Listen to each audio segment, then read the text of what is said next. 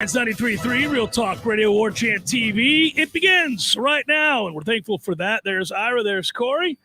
Guys are looking good. You're looking good in studio. Look at you guys. Good to be with you, as always. I feel blessed to have Corey in our presence. Well, you did it, guys. You did it. I'm leaving right after the show, too. So back to Atlanta? I snuck it back in. Yeah, well done. Well done, everybody. Let's start by saying thanks to our friends at Register Sausage. Yay, sausage! I had a good registered sausage experience last week. I don't think I've told you guys about it. Got a text from a buddy of ours, somebody we all know. I'm not going to name him on here because we're not paying him for this endorsement. Right. Oh, okay. And we would have to pay him big money for this endorsement. But he texted me and he said, "Hey, man, all right, I've been hearing you guys talk about registers now for years, but I haven't done it. I haven't made the plunge." Years it took him to decide to come over. I think he might not be a big sausage eater, or maybe he had his own preference originally. You know, you did a good job of phrasing that. So he says, but I'm here at this local grocery store here in Tallahassee, and I only see two varieties. I don't see some of the other varieties you've been talking about. That's not right. And then he's like, and I don't know if I'm comfortable approaching the meat manager. Well, look, we got to grow up, guys. We That's got to grow up and start being adults. Yeah, say what you want. I almost said, look, I'll drive over there. Yeah. And they don't want the heavy hitter to roll into the store. I'll talk to the meat manager. Yeah. Well, guess what? The meat manager, just in a stroke of fate, happens to walk by him. Whoa. So he says, hey, meat manager. Hey, are you the meat manager? Any chance you got any of that andouille? And it's in the back. I'll go get it for you right now. Sure enough, he did. The meat manager brought it out. He got the andouille, and we all lived happily ever after. I'm not trying to blow up the meat manager's spot, but why wouldn't you have the andouille out front? Why does somebody have to ask for it? Good point. Like a secret menu item. It's good point. It might have been sold out. That's I was going to say. A lot of times it sells out. Understood. They go by, I don't know if it's hourly or, they got to double check. Oh, we're out of andouille. The bottom of the hour, top of the hour. So we don't know how that works. But if you want your registered sausage and you don't live in this part of the country, or you're afraid to talk to your meat manager, you can go to registermeats.com and have it delivered, and it'll come fresh and cold and delicious, or go to your local grocery store. But you need to check it out. Jump on board. Yeah. Well said, Ira. I didn't know that somebody in the chat just noted that you updated your picture on 3. Did you? I didn't see that. Was that the Twitter? No, they just noticed. It's been there for a while. I think I'm going to pull you up right now, buddy. I think they're used to seeing my picture on your show, which is from the late updated. 90s. That was 2012. That was a picture from 2012. 84-85. 84-85. McManus was a freshman quarterback coming in. Yeah, Ira was running track.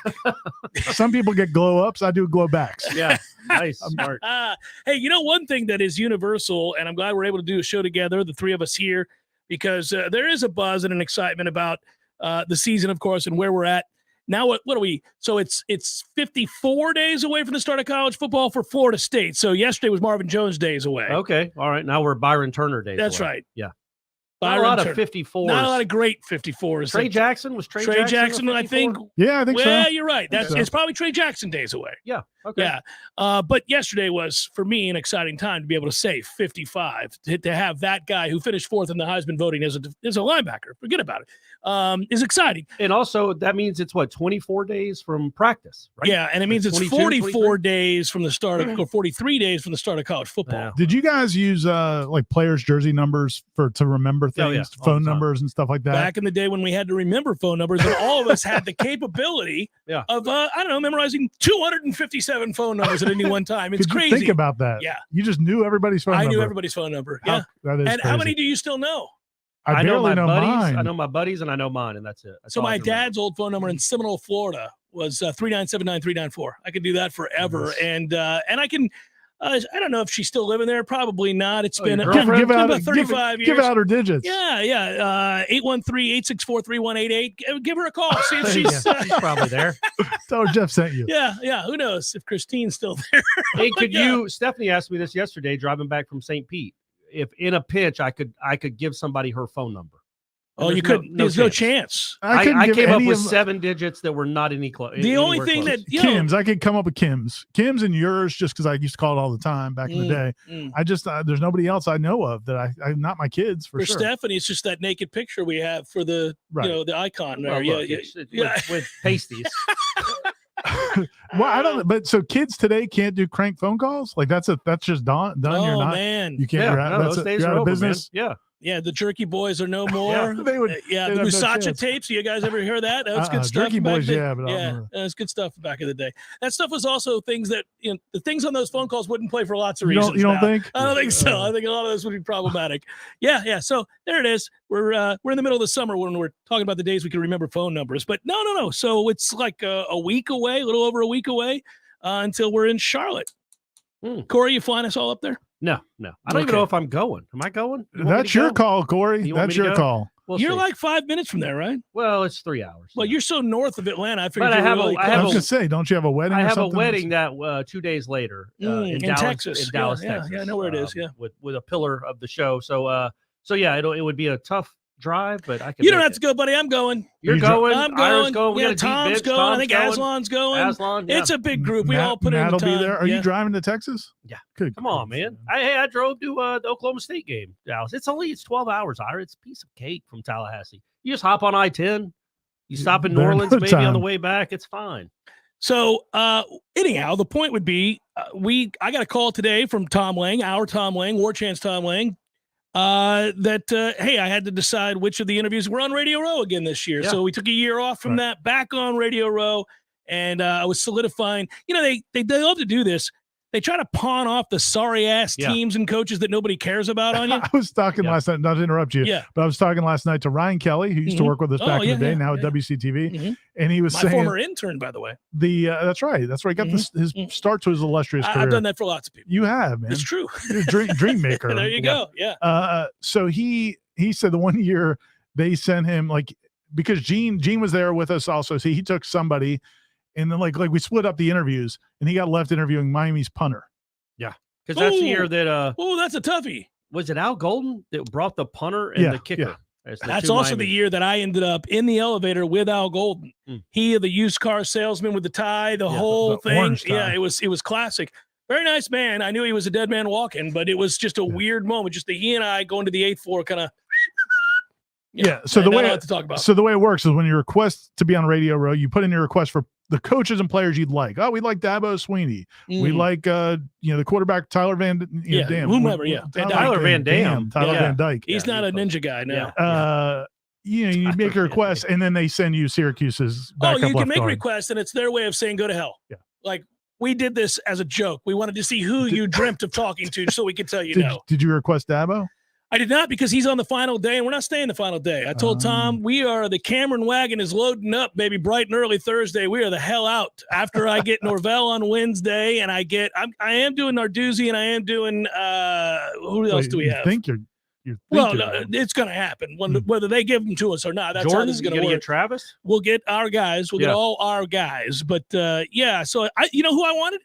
Because it's on I want teams that are on the schedule. Mm-hmm. So I had a couple choices there, but we're going to get Miami, but we're also going to get Elko from Duke. There you go. 9 wins last year for Duke, and they were one of the better teams in the. I mean, it's kind of quietly. They opened with Clemson, and they got that great rivalry with Miami. That's they developed do. over Maybe the you years. can ask them about that. Ask them about what it's like. That's why you coach at a place like Duke. Yeah, they get to play that Miami game where the two of them have a lot of angst built up over the grudge matches they've had over the years. Didn't he coach with Jimbo too? He did. Elko? Yeah, you can ask some Jimbo stories. Jimbo stuff. Yeah, the times they went skiing together and all that. Yeah. Take me through the thought process of leaving the defensive coordinator job at Texas A&M. The second you could. To be. I mean, you were there for like an hour. Yeah. You left the second you got a job offer. How much did you love it there? Yeah. Let's talk about the traditions, the great traditions at Texas A&M. Did you sway? Did you get to sway? Did you hold the dog? I really wish you'd ask him stuff like that. The dog stuff, how weird it is, just the whole culture. Do you think I could ask him off the record if I'm allowed to ask it on the record? So if I said to him, Coach, I want to ask you a few things about A&M. Yeah. And you know where I'm going with that, Coach. Can I ask it to you on the record? Can we do this on the record? He's a New Jersey guy. He's from New Jersey. Oh, he'd probably love to talk about the lunacy, the cult that is Texas A&M. That's what I'm saying. He was only there for a year. He's got no ties still left. Did you ever attend the kicking and the dancing around? Hitting your chest when you yell out something goofy. And all that, What was your favorite rap the night before the game from those idiot kids? Yeah. Did you?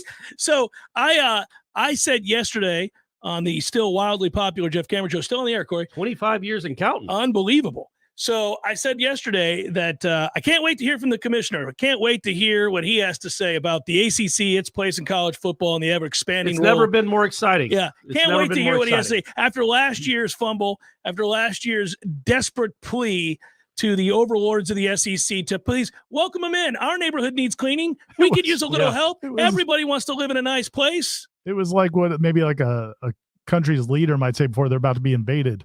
It was like, the most bizarre. When you came on, you couldn't contain your laughter before I even asked you a question. I said, Ira, was that the sorriest?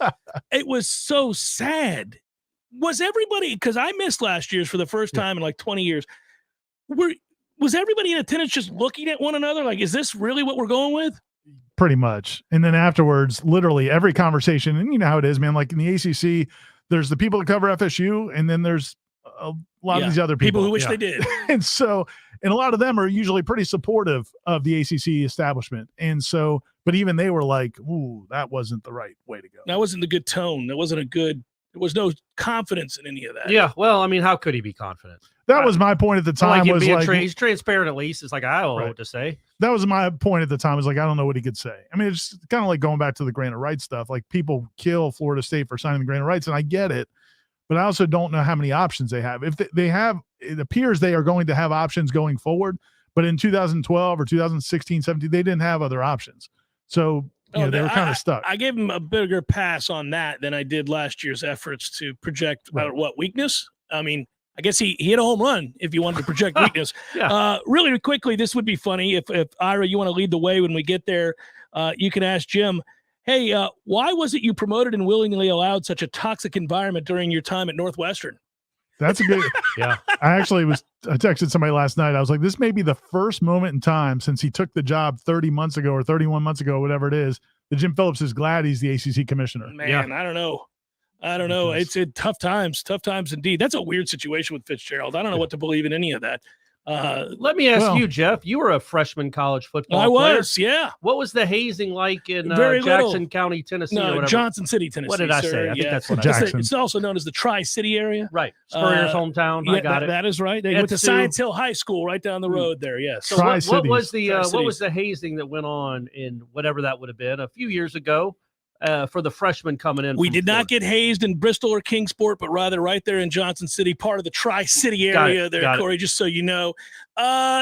We just had to do things for the older players, such as like pick up all their stuff. And I mean, we didn't get anything terrible. I was worried they were going to shave my head. I had really long hair. I went up there. Yeah. Head coach hated me because of that, immediately ordered that I get a haircut. And then I only got it trimmed. And he was even more mad when I came back the next day because he's like, what is this? You didn't even do anything. I was like, what are you talking about? I did, so I was arguing with the head coach. 3 inches off, coach. It wasn't that long ago that freshmen here shaved their heads. Shaved their heads, right. Yeah. No, nothing too terrible or anything like that. I just remember hitting the ground running because we had all these all the freshmen had to, just like the testing here they do for freshmen. Remember all the years ago when we covered Florida State and the freshmen would come in and they'd do the long run, whatever that was. The timed run. 16-110. Yeah. We had to do all these things plus stadiums, and we were being timed. And all I can remember upon getting there was the physical and then doing that immediately and thinking that I wanted to puke. And you're scared to death and you're trying. And at that time, you don't know anything about anything and you're just nervous. But that was really about it. Well, sounds like you got off lucky. Yeah, it did. But they brought a star and they don't want to haze a star to the extent that's a good maybe point. Some of the other kids hands off you. Yeah, maybe some of the other kids had to deal with something I wasn't aware of. But I don't know, man. There's something about like groups of young men. What's the deal? Well, fraternities. What is the deal, hazing, guys? I don't know. We have young guys watching this show. We've had young guys that probably went through it 2 or 3. Why are you doing this to people? They wouldn't do it individually, but it's something about being in a group and like when it becomes the culture, and that's the whole idea. Would you ever take down your pants in front of 7 of your friends? Ever? Like, I used to do it all the time. I mean, but you could change in a locker room, but in terms of like to do something with, it's bizarre. It's weird, man. It's really weird. Does it happen on women's teams? I can't imagine they do weird stuff like that. I could be completely wrong though. I haven't been in a college locker room, so I don't know. I'll be honest with you. It is strange. I've never been a part of anything like that. I mean, I was not in a fraternity, so I don't know anything about that. You read about it, you hear about it. It's legendary, but I was never in a fraternity, and it didn't happen at ETSU. So that was my only 2 chances to have it happen. And the thing about things like this is, and I'm not saying what Pat Fitzgerald did or didn't do, but 11 players apparently, according to the president of the university, at least 11 players confirmed the hazing. And, it's up to 11. See, when I read the article yesterday, Sorry, I just want to make sure I get this out there so people don't think that I characterize this.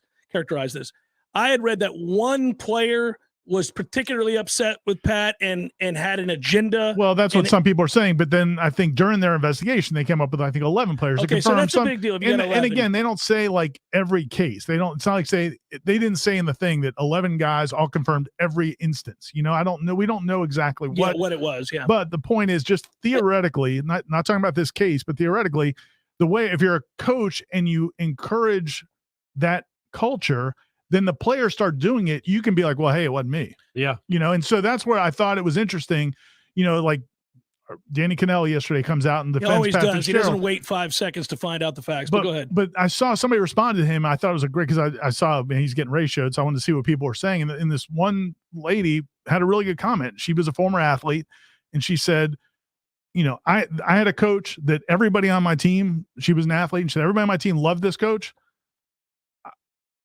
He basically forced me into mental counseling. He was awful for me. And there's another coach I had when I was young who I thought was awesome, but others hated him. It turned out he was abusing another player. Yeah. Oh, wow. Yeah. And so you don't know. That's the point, was just because you've had a good experience with somebody doesn't mean that they've never done anything wrong and that they haven't, so be careful when you go out on a limb saying, oh, that guy's great.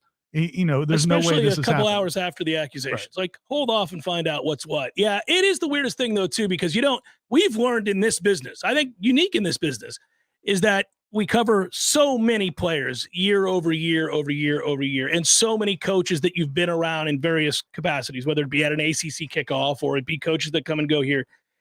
And you think somebody, but you don't really, unless you're around them every day, like on a personal level, you don't know them. You have no idea. There have been so many kids over the years that I thought one way about and found out the other was true, in good and bad. And it's happened so many times that I've learned, well, I think that's a great guy, but I have no idea. Yeah. Everybody at Clemson vouched for Deshaun Watson. Right. Oh, and they were sure of it, to the point where they pointed fingers about Jameis Winston and that could never happen here and all this other stuff. And you were made a villain if you were like, well, not everything you're hearing is true about this, this, and this. And then that happened all these years later. And now none of those Clemson guys, they're all like, oh, well, how could we know that? Well, exactly. Yeah, that's why I try to stay away from, a lot of times when people say, what was so-and-so like, or you comment on somebody, it's try to stay away from he's a great person or he's a great guy. What I try to go towards more often is, and I think it would encourage more people to do this, even if you're talking about me or anybody else, is just, I've had great interactions with them. They've always been great to me. They've always been nice to me. I've never seen anything I didn't like, but to say they're this great person, you don't know. No, I'll cross that boundary right there. I will vouch for you, buddy. Don't you ever do it. I won't. No, you don't trust it. You're not so, jury's still out. Jury's still out. Still not sure after 20 plus years, right? Yeah. It's just, that's the thing. Like, you don't, again, it's absolutes. But also with him, whether you knew about it or not at Northwestern, it's like, I mean, it happened under your watch. It's also kind of your job to know. It's your job to know. I also don't ever accept when coaches say that. Yeah. I never accept that. Not because it's your job to know, which it is. It's impossible. It's impossible. You're all around each other so many hours out of the day, out of the year. And if you don't know, your assistants know, the GAs know, somebody knows and can tell you. Let's bring it back home to a more positive setting, which is this great environment we have here at Florida State and the upcoming season with expectations galore. We'll do that next. Seminole Headlines, 93.3 Real Talk Radio. Warchant TV continues in a moment.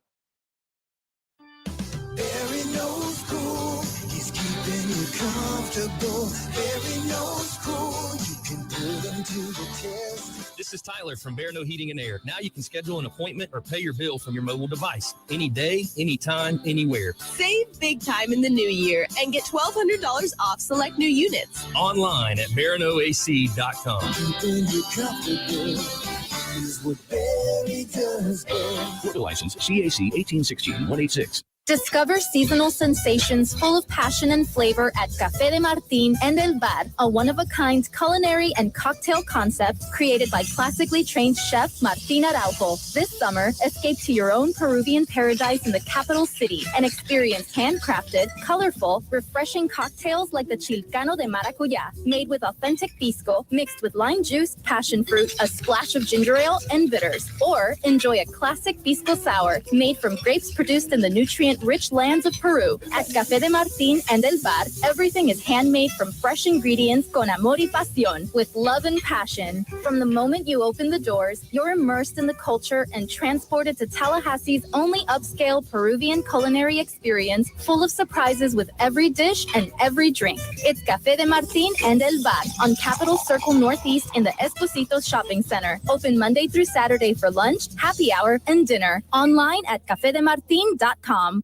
Hey, headliners, Ira here. We had the idea a little while ago to start selling Headlines merch for the best podcast listeners in the world. That's you guys. But we had no idea where to get started. That's why I'm so glad we found Shopify. Shopify is the commerce platform revolutionizing millions of businesses worldwide, including Seminole Headlines. Whether you're a startup using your man cave or you're IPO ready, Shopify is the only tool you need to grow your business without the struggle. Shopify puts you in control of every sales channel. You could be selling satin sheets from Shopify's in-person point of sale system or offering Yay Sausage shirts from Shopify's all-in-one e-commerce platform. Whatever you need, you're covered with Shopify. What I love about Shopify is how no matter how big you want to grow, Shopify gives you everything you need to take control and take your business to the next level. This is Possibility powered by Shopify. Sign up for a $1 per month trial period at shopify.com/warchant, all lowercase. That's shopify.com/warchant, all lowercase, to take your business or hobby to the next level today. Shopify.com/warchant. Monitors, which provide real-time readings of blood glucose levels. US Med is an approved provider for Medicare and over 500 private insurers. So call 800-730-8405 today for a free insurance and Medicare benefits check. As easy as, that's 800-730-8405. What's holding you back from learning the language you've always wanted to know? Too hard. Takes too long. Not with Babbel. Babbel's lessons take just 15 minutes a day. 15 minutes isn't long. Nope. And they're fun. So you don't realize you're learning a language, but you are. In 3 weeks, you're able to start having conversations. And Babbel's lessons are built around real life. And with Babbel, it isn't hard. It's perfect. Now try Babbel free. Just go to Babbel.com. That's Babbel.com. Life is stressful. Dinner shouldn't be. That motto is why Register Sausage has been doing business in the Florida Panhandle and Lower Alabama for over 75 years. A proud sponsor of Seminole Headlines, Register Sausage always provides the best Southern smoked sausage to over 140 grocery stores and restaurants throughout the Southeast. Headliners have discovered the Register's difference. You can too. To find a store that carries Registers near you or to buy directly, head to registermeats.com. That's registermeats.com. Register Sausage. Yay, sausage! Seminole Headlines returns now. Head to YouTube and search for Warchant TV today to catch the show live or on demand. Now, here's Jeff Cameron, Ira Schofel, and Corey Clark. We'll get to some chat questions. Ira, I put it up on there because Preston's such a good contributor. He asked this early in the show, and I overlooked it. It seemed unfair. Really, I wanted Corey to get the opportunity to praise me as well. Oh, okay, right. Ira, couldn't help but notice you didn't credit Jeff in your Brian Courtney article. Jeff is too classy to point that out. But journalistic integrity is at play here. That's fair, Preston. I'm glad you wrote in there. He did, however, Preston, I will say, while he did not include it in the article, which he can answer for himself here, but he did, I will say, note it on Twitter, if that means anything. Yeah, my original lead was... I was mocked repeatedly by you two for the better part of a year. My original lead... You were mocked? Mocked. My original lead was... I think it was like after months of pleading from local over a year radio personality, Jeff Cameron, Mike Norvell finally came to his senses. Yes. Yep. But yeah, I decided not to go that way. Yeah, man, congratulations. Thank you. I like the fact that Preston, you'll like the fact that Jeff texted Corey and I that night. I did. Telling us I made mention how lucky we were that we were not doing headlines last week so that he couldn't gloat. But then still that was very private. He brought this public. I left that. It was just between a private the three communication of us. Between us. That was me saying to you guys how fortunate you were that the timing of this worked out in such a way. What if he ends up being like, I was going to say Dick Butkus because he's white. I was trying. It was crazy that Dick Butkus, who hasn't played football in 50 years, and I think is now dead. That's the only copy you can come up with. How do I say Dick Butkus? Derek Brooks. What if he ends up being like a Derek Brooks? Maybe a Brian Urlacher. Like a genius. That's a good one. Brian Urlacher. Bill Romanowski. No, we don't want that. Oh, we could. That's bad for the culture. Right on the cutting edge. That's bad for the How culture. about Matt Millen? Mark Herzlich. Oh, I like it. There you go. I can promise you Romanowski was a part of some hazing incidents. You think so? I think probably still is. He's still doing it now. Like at your with random grocery kids. store. Yeah. With meat managers. Yeah. He and Dexter Carter, man, they have gone at it on social media and interviews and Over things. what? They hate each other. Well, and Dexter's in the right. Dexter has basically called him a psychotic, crazy, like everything that he really is. Yeah. And basically, it's just like, why do we stop talking about it? Because like people still have him on shows and things, and it doesn't come up. And Dexter's when he's they're just talking about football or something. It's like, why did you spit on people and say all the crazy things you did? And launch your helmet into their chin repeatedly, try to knock people out. All right, so Keekly. There you go. There you go. There you go. Yeah.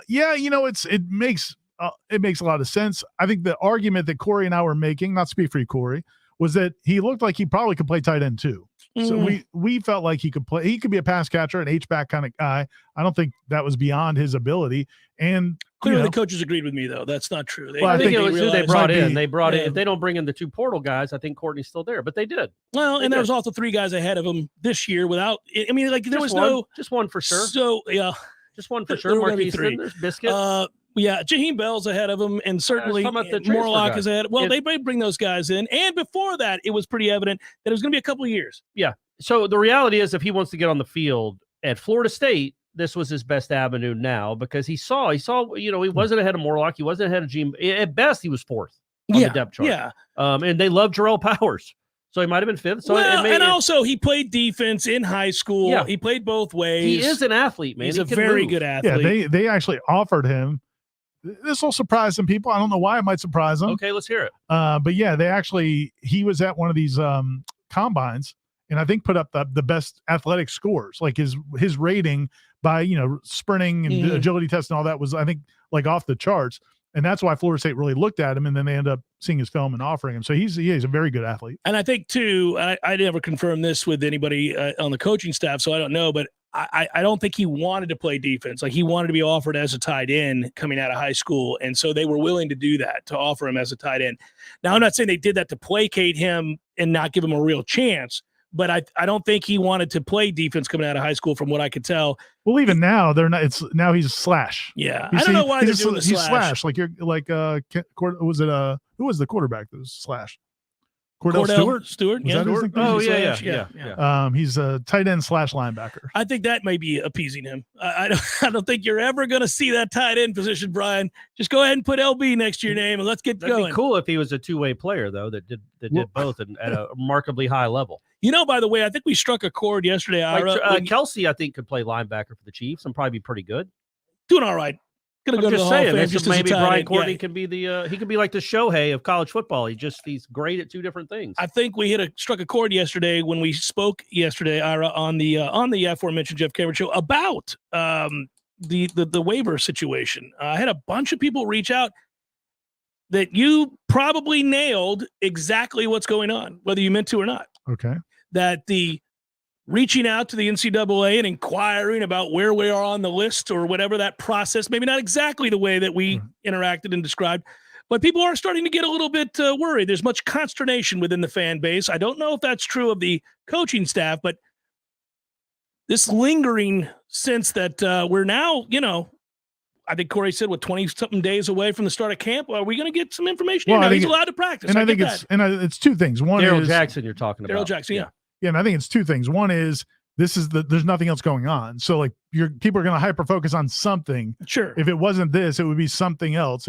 And so that's part of it. But then also it is, it's gone on forever. And he's a huge part of what they want to do. And it seemed cut and dry because it involved family. Well, I know, listen, we can double, but it seemed originally like it would be cut and dry given that the reason he gave was family. Right. And health and within family. And I think Florida State feels confident that they're going to be able to, that they've been able to make that case. But again, if this comes at a time where they are kind of cracking down on a lot of these second opportunities, because basically they had just given free passes for the last couple of years, and now they've tried to crack down on it. The challenge, though, is they got to be careful with who they turn down because there will be lawsuits. And that's a reality they have to be concerned about as well. So there's some issues with they have to be consistent with, other cases that they're handling. Right. Again, Florida State, I think, feels very confident in their case. for the reasons you said. It is coming back home. He does have his mother's sick in the area, but again, until it's done, it's not done. And from everything we've heard so far, it's not done yet. Well, and also if you're relying on the NCAA to utilize precedent to be consistent, good luck with that. It's never been the case that the NCAA allowed for precedent to be their guide and remain consistent year in, player out. It didn't happen. I mean, that was what was so maddening. Yeah, and there's some comments in the chat which are accurate. Jordan Travis, again, I think it was like at the start of camp when he transferred from Louisville, because it was within the ACC that he got his waiver. It was like he had been here for 7 months or 8 months before, and Louisville had been cooperative. Yeah, they were Louisville was trying to enough. help get him cleared, and he got cleared. I'm sure Miami is not helping Florida State. It's got to be like a bureaucracy, though, at this point. It's just got to be a bureaucratic holdup. Like it's on somebody's desk. Well, that's what I was telling him. It's not like the committees that do this. This is all they do. It's not like they're a clearinghouse for just transfers. They got to get people together who, it's got to go to a bunch of different desks, and we'll see what happens. It's annoying, but I think, Daryl Jackson, I'm sure, is operating as if, I guess my point that what I would tell people is, as anxious as you are, the way Daryl Jackson and Florida State's coaches have to approach is he's going to get cleared. He's going to be fine. So so it's not like he's wasting time. No, he goes about his workouts every day. He'll be practicing the second they start. He's allowed to practice. We know all that to be true. I just think he's such an impactful player, or has the potential to be such an impactful player for this team this year that, that's another reason. It's not just a guy in a rotation. It's a guy who's a frontline guy who can be dominant if he wants to be. It reminds me, different circumstances, but like when Broderick Bunkley's last year, he was ineligible and he was trying to take classes at TCC and making up hours, and they were trying to desperately get him eligible. He got eligible during camp. Yeah. So, and it was a huge deal. If he didn't become eligible, it would have changed that whole season. So it's a big deal.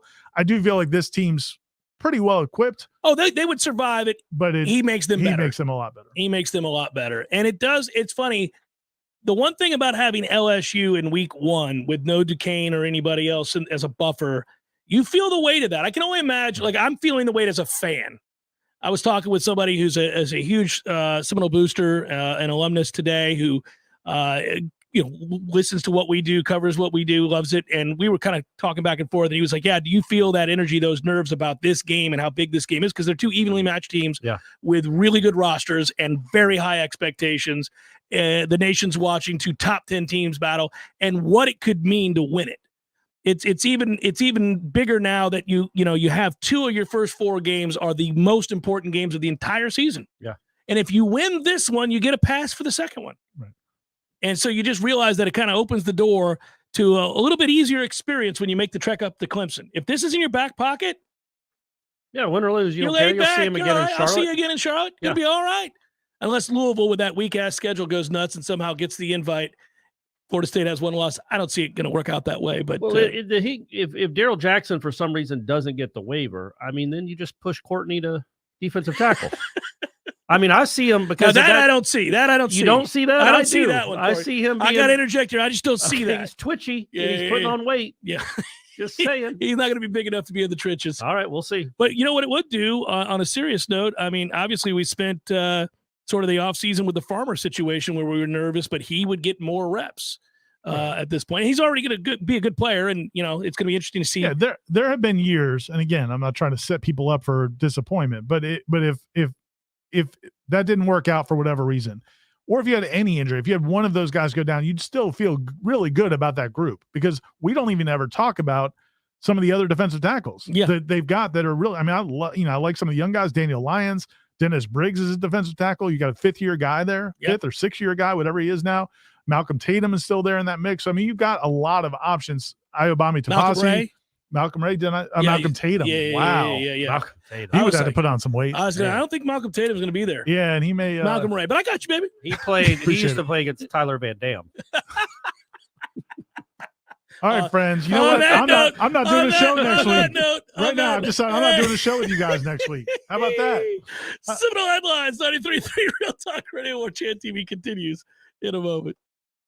Your local news now. A former Florida corrections officer who is currently on trial for a deadly hit and run was arrested and charged with multiple felonies, one of which was an attempted bank robbery, all while awaiting his court date. Ryan Denzel Smith Mosley, now 26, is charged in Leon County with leaving the scene of a crash involving death and tampering with physical evidence. He's accused of being behind the wheel on January 6, 2020, when his car hit 26-year-old Jeremiah Bruce, who was walking along North Monroe Street. Investigators claim he drove away from the scene. He is expected back in court Friday morning. Taylor County Sheriff's Office is warning locals about a scam. They have received several complaints that an individual who is identifying as a deputy with the sheriff's office is calling people and informing them that they have a warrant for their arrest. The person then asked the victim to send money to avoid being arrested. A cloned phone number is being used by the individual. The sheriff's office says they would never contact you and ask for any type of cash transaction over the telephone. This is Rachel and A with your Real Talk 93.3 local news update, brought to you by Macklemore Systems, Tallahassee's go-to Mac store. Check them out online at MacklemoreSystems.com. This is meteorologist Paul Trombley with your Real Talk 93.3 weather update. A mix of clouds and sun this afternoon with a slight chance for scattered storms. Highs level off around 92. Winds out of the southwest, 5 to 10 miles per hour. Slight chance for scattered storms again tonight. Lows level off around 73. Partly cloudy skies. Partly cloudy tomorrow. Scattered thunderstorms likely. High of 94.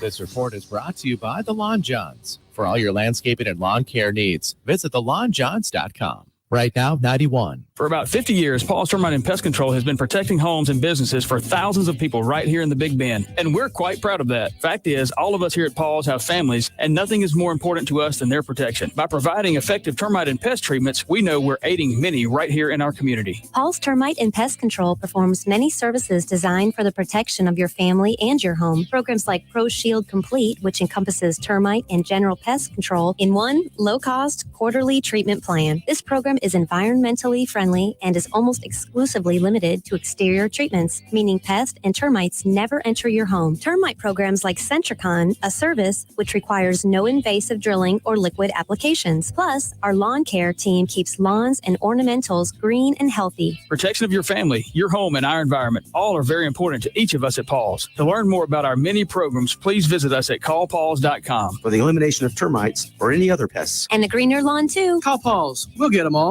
Life is stressful. Dinner shouldn't be. That motto is why Register Sausage has been doing business in the Florida Panhandle and Lower Alabama for over 75 years. A proud sponsor of Seminole Headlines, Register Sausage always provides the best Southern smoked sausage to over 140 grocery stores and restaurants throughout the Southeast. Headliners have discovered the Register's difference. You can too. To find a store that carries Registers near you or to buy directly, head to registermeats.com. That's registermeats.com.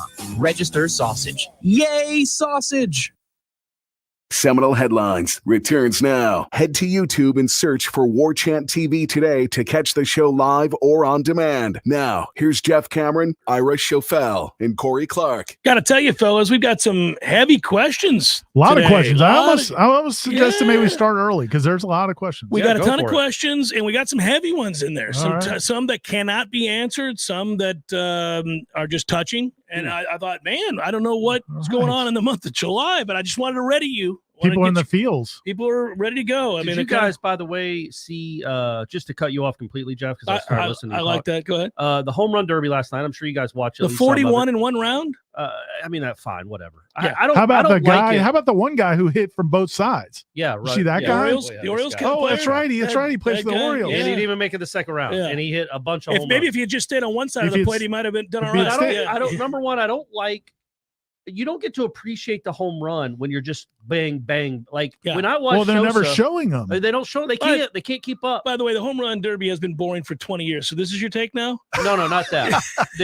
Because I saw Sosa in Atlanta. Yeah, and he'd hit a home run. Yeah, we'd all admire it. Yeah, it would go 700 He'd get back in the feet. batter's box. Mm-hmm. We'd see another pitch. He'd take it, and then he'd swing again. Mm-hmm. And you got to appreciate the home runs. These guys are hitting it. The guy for the White Sox hit a 486-foot home run. They didn't even show where it landed. Yeah. It is a weird. The whole thing's strange because like you'll see somebody pure one, you're like, oh my gosh, where did that go? Oh, we have no idea because the next pitch just happened. You'll find out like it doesn't even show up as a home run for like 10 seconds. Yes, because the counter's behind, and then like maybe 2 minutes later they'll say, oh, and that was a monster. What I was going to bring up is I don't know if you guys saw it on Twitter. I don't think they really highlighted it during the game, but one of those kids took a line drive. Took a line drive in the head. What? Did you see it? What? No, it was off Vlad Guerrero's bat, who hits everything 110 miles an hour. I got bored quick, so I stopped watching. But yeah, when did it? It was one of those where it's going like there's like he hits was one. Was it deep into the outfield? Well, like, he hit one into the bleachers, and then the next one was kind of more of a line drive, and this one kid wasn't ready. The kid's running up to catch a ball that he's never seen a ball coming that fast, knocks him straight on his. Hopefully he's okay. I assume he's okay. I hope that gets rid of the kids on the field forever, or at least have better fielders. That's why I said maybe give a fielding test before they go out. He's got to be a little bit more talented. I mean, you've got the best hitters in the world hitting at 112 miles an hour at these kids that have never seen anything like that. I have less pity for the kids. I mean, it's a dream come true to be out there catching home runs for major leaguers or those that come up just short. But it looked like this kid was like 10. Get your head around, 15. kid. Get your head around. It's He a was valuable running up lesson. on it. I think Corey's right. I think he just didn't underestimate. Yeah, it's hard when the line drive's coming right at you in the outfield. Oh, yeah. Well, especially with the lights, it can be difficult. Especially if you're 9 years old. Yeah. Well, I don't know. Do we know how old the kid was? I think he was 10 or 11. He I have a looked 10 to feeling me. they don't have like a 7-year-old. They do, man. They got little guys out there running around. It is crazy. It's been a safety hazard for 2 decades. By the way, I will tell you, Jeff wants dogs. Oh, I want monkeys and dogs. Oh, and, that would be awesome. Let's go. Yeah, that's what you get. Target practice. Well, no, the dogs can go retrieve the. Well, yeah, I want them to catch it. Yeah, whatever it might be. But imagine I a don't want dog anybody trying to catch a line drive off Vlad's bat. I will tell you that that is the moment as a father where you feel the worst. I'm sure it's happened to you. I don't know, Ira, if it happened to you. Not because I'm saying girls don't play baseball, but it's a little easier to catch a softball. And I will just tell you that when your kid's that age between where they can't catch it all, so you really just lob it because you know they can't catch it. It's going to hit their shoulder or their chest. And then they get a little bit better and you start throwing a little bit harder. You get a little bit better at it. And there's always where you overstep, like you think, oh, he's got this. And you pepper one in there and in the throat, and you're like, oh, Bryce, I'm so sorry. And he's writhing in pain and he can't breathe. And you think you've really maimed your child. The neighbors are calling the investigators. investigators. You're running over there. He can't breathe. I remember the first time I threw a football hard and it caught him in the solar plexus. And he's like, couldn't breathe. And when you've never had the wind knocked out of you, the first time that you do, really it's the scary. scariest thing ever. And I'm like, just look at me. You're going to be fine. Doesn't feel like you're fine. You're going to be fine. I promise you. And he's looking at you like, no, I'm not fine. It's a bad feeling. Well, we hope that kid's okay, but get him off the field. When I coached Molly, I would, coach her in softball, and I would aim for her glove, like you're saying, like you just like when she was like 10 or 11. One time you guys came over, I think it was definitely Corey. I can't remember if Jeff, you were there or not, but you guys were playing catch in the backyard with Molly, and you guys started like humming it, but then she actually was catching it. Like I was, adapt. Like, you're like, all right, because I would be like, I'm aiming for the glove. I was aiming for a kneecap. We had more respect for her ability than you did at the time. We're like, man, she's clearly got the game. Let's go. Let's turn it up a notch. Turn it up a notch. No, I didn't see it last night, but I would assume we would have heard if he was not okay. I would think so. I think there'd be like a lot of questions answered, like who was that kid? Why was he on the field? And he played baseball. And he's dead. Yes. This is terrible. But legitimately, like, and also, if you've ever been on a field with a bunch of kids trying to catch a ball at once, the tall kid will get in your way, and if it misses his glove, you don't see the ball and it hits you in the head. And they're all running into each other and slamming into each other. And I just, it's always been a safety hazard. What was that game called when we were kids? We played 500. 500 is what we called it. Yeah, 500. That was a fun game. It was. I never really worried about it. We were throwing bows at each other. Well, we were different generation. Different generation. Yeah. Water out of the hose, out all night. Right. Forget about it. We're doing things. I'm Didn't on my have BMX. I'll be home when I get home, 360. Mom. Yeah, you know, Life 360. I'll be home next weekend. Don't worry about it. Just trust me. I'm at Andy's house. It's all good. I'll be home tomorrow. Yeah. No, so if you saw like my parents' car, like the station wagon in the 70s, with my parents in the front seat smoking cigarettes with all the windows up. Yeah. Us laying in the back seat with no seat belts. Mm-hmm. I mean, if you saw that today, like on the street, you'd just call the police. Yeah, people would be like making citizens arrests. Yes. Well, yeah. I went to Knoxville, Tennessee to the World's Fair. Ooh, 1983? I was 83? 9 or 10 years old. Did they still do the World's Fair? I don't think so. The World's Fair was a big deal for a long time. It's where the Ferris wheel was debuted in Chicago, and right along the time that serial killer was killing everyone. Yeah. You ever read White City? I did. It's great. It's a great book. Yeah. Larson. Yeah. So the point would be when you, by the way, that's now been proven not to be accurate. Well, whatever, Jeff. Yeah, I don't care. I know it kind of ruins it. I wish he had killed. I think 106 people, Scorsese and DiCaprio are doing the movie on it. Yeah. So the point would be that I was in the back of a car that did not have AC, and same type thing. We got pipe. We've got the window up. We got the whole. What are we doing? What are we doing here? I'm just lounging in the back with like a Coleco thing. It's a miracle we're not dead. So I drove that weird road that's from here to St. Pete. That's not 75, like the Suncoast Highway or whatever. Yeah, it's great. Veterans Expressway is what it turns into. It's one incredible. Of the great, it's out in the middle of nowhere. But you go through those little towns that all have those motels that we used to go to the old in the motels. 70s. Yeah. And I'm like, what were we? This is a serial killer's paradise. fantasy. It's a paradise. Well, it's hookers and truckers and serial killers. And they're still there. Like those motels are still hanging on by a thread. Not all of them. Some of them are covered by bushes. But the I mean, Moonlight Hotel. It just right reminds there, you, like in the 80s, they didn't have even like a Hampton Inns in most cities. It was just you've got to stay in this godforsaken roach motel with no AC. Well, and you didn't make anybody could come into the door and axe you to death. But good luck. The door's in the parking lot. But Yeah. you didn't. But you couldn't make reservations. You just drove till you were tired. Up and like, oh, I'll pull off right here. Dad, this doesn't look good. Hey, hey, they it's got a bed. It's got a bed. You want to sleep in the car? That's the Yeah, end of it. I do actually. By the way, there's a documentary that was made in the late 70s, and it's on YouTube for free. You can watch it, called Motel. And it's a guy filmed 3 different motels. One of them's in Arizona. And there's a murder.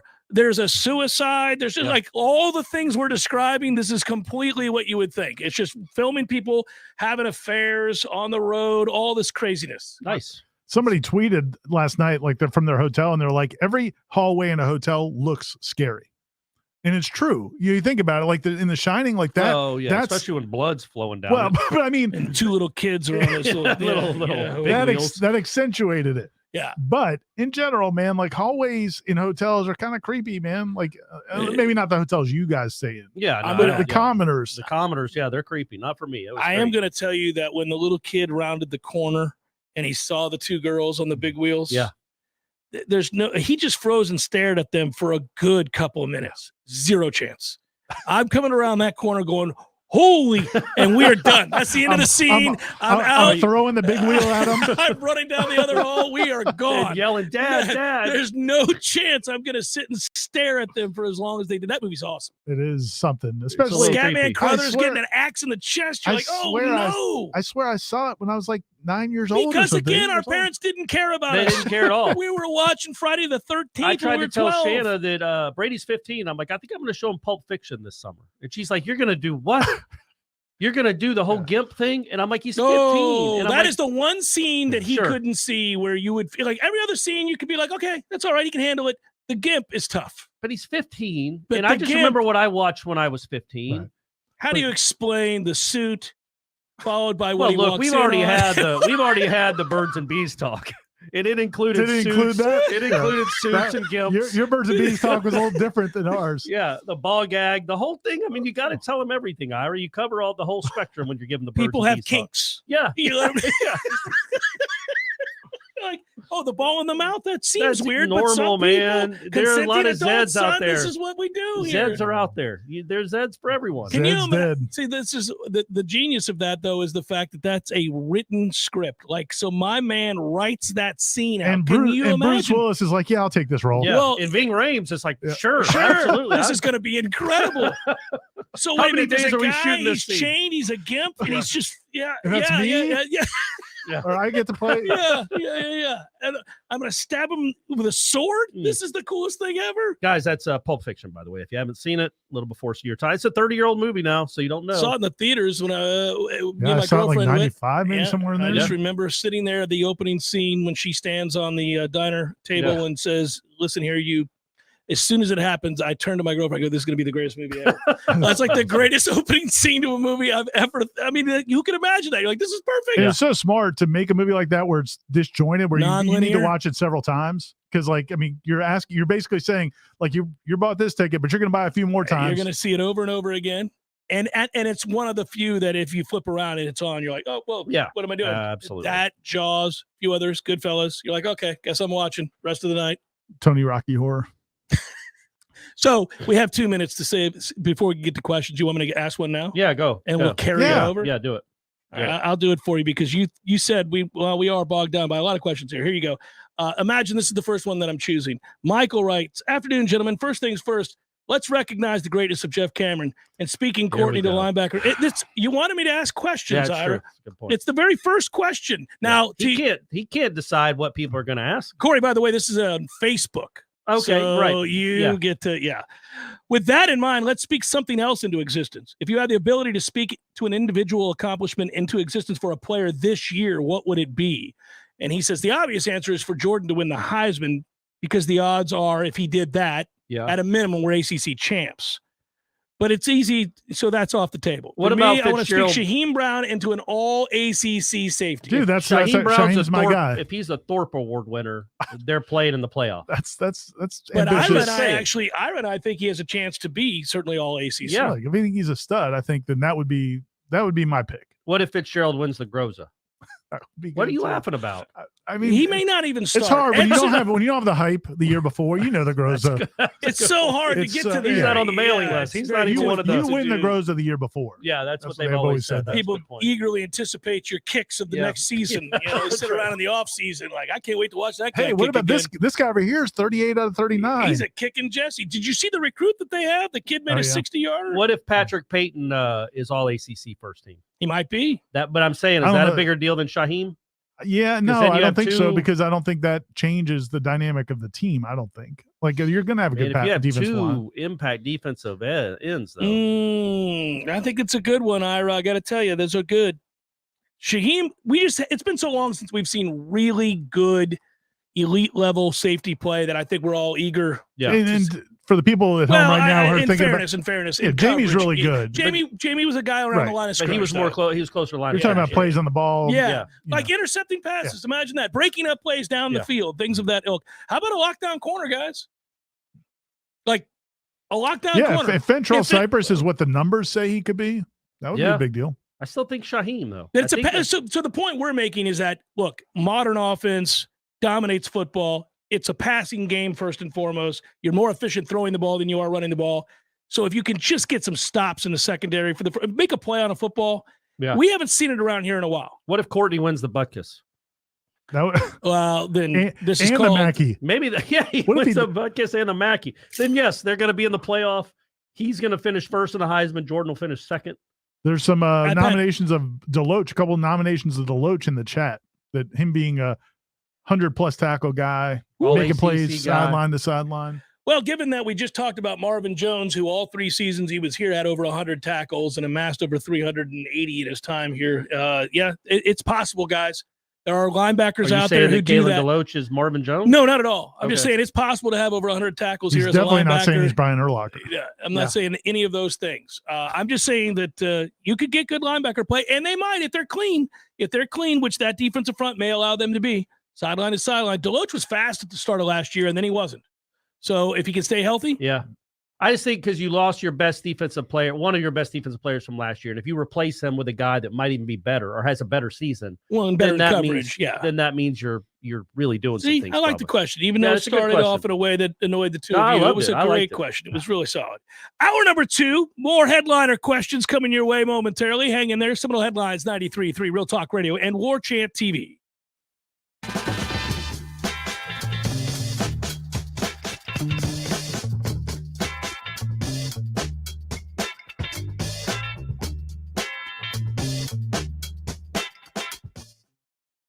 Many orthodontists in Tallahassee can straighten a smile, but at Birch Orthodontics, they're dedicated to providing the finest care possible. The experienced and friendly staff is trained in all of the latest techniques. So whether you need standard treatment like braces or Invisalign, or you have a more complicated case requiring extra attention, Birch Orthodontics is here for you. Set up your free consultation today by visiting birchorthodontics.com, BURCH orthodontics.com, or call 850-877-1692. At Birch Orthodontics, they create beautiful smiles that last a lifetime.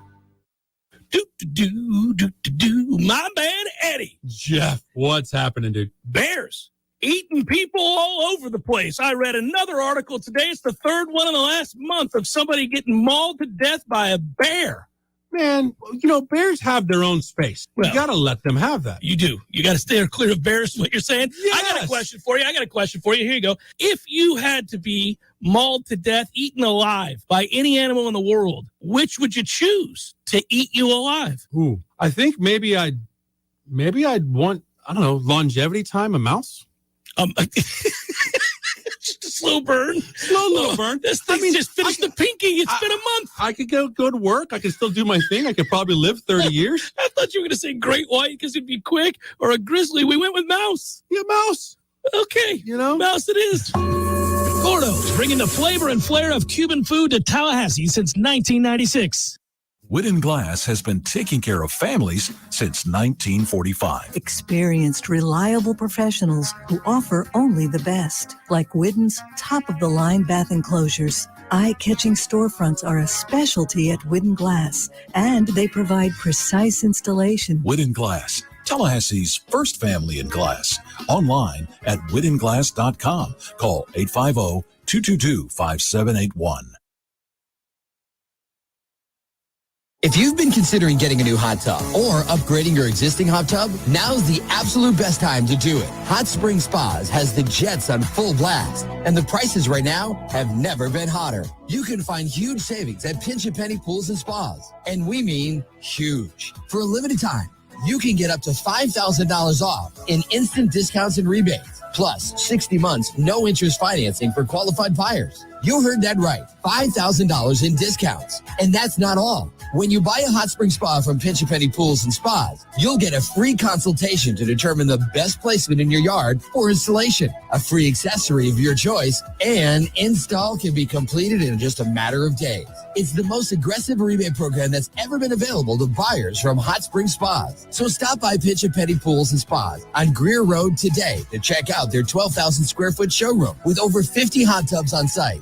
If you're ready to relax. Coming up next, more of the Jeff Cameron Show. Live and local on Real Talk 93.3. WVFT, Greta, Tallahassee. This is Brett Musburger's Action Update. The best way to start betting smarter is to sign up for a free VSiN subscription at vsin.com/subscribe. That's vsin.com/subscribe. Tonight, it's the Major League All-Star Game in Seattle as the American League will start. Yankees starter Garrett Cole, Zach Gallen of the Arizona Diamondbacks will go for the National League. The American League has dominated this game of late. They've won 9 in a row. Their last loss came in 2012. The American League getting a run and a half, minus 192 on the run line. The National League minus a run and a half, plus 155 on the money line. National League minus 108. American League also minus 108. The over-under tonight in Seattle is at 7.5. With your VSiN Action Update, I'm Tony Desiri on Tallahassee's Real Talk station, Real Talk 93.3.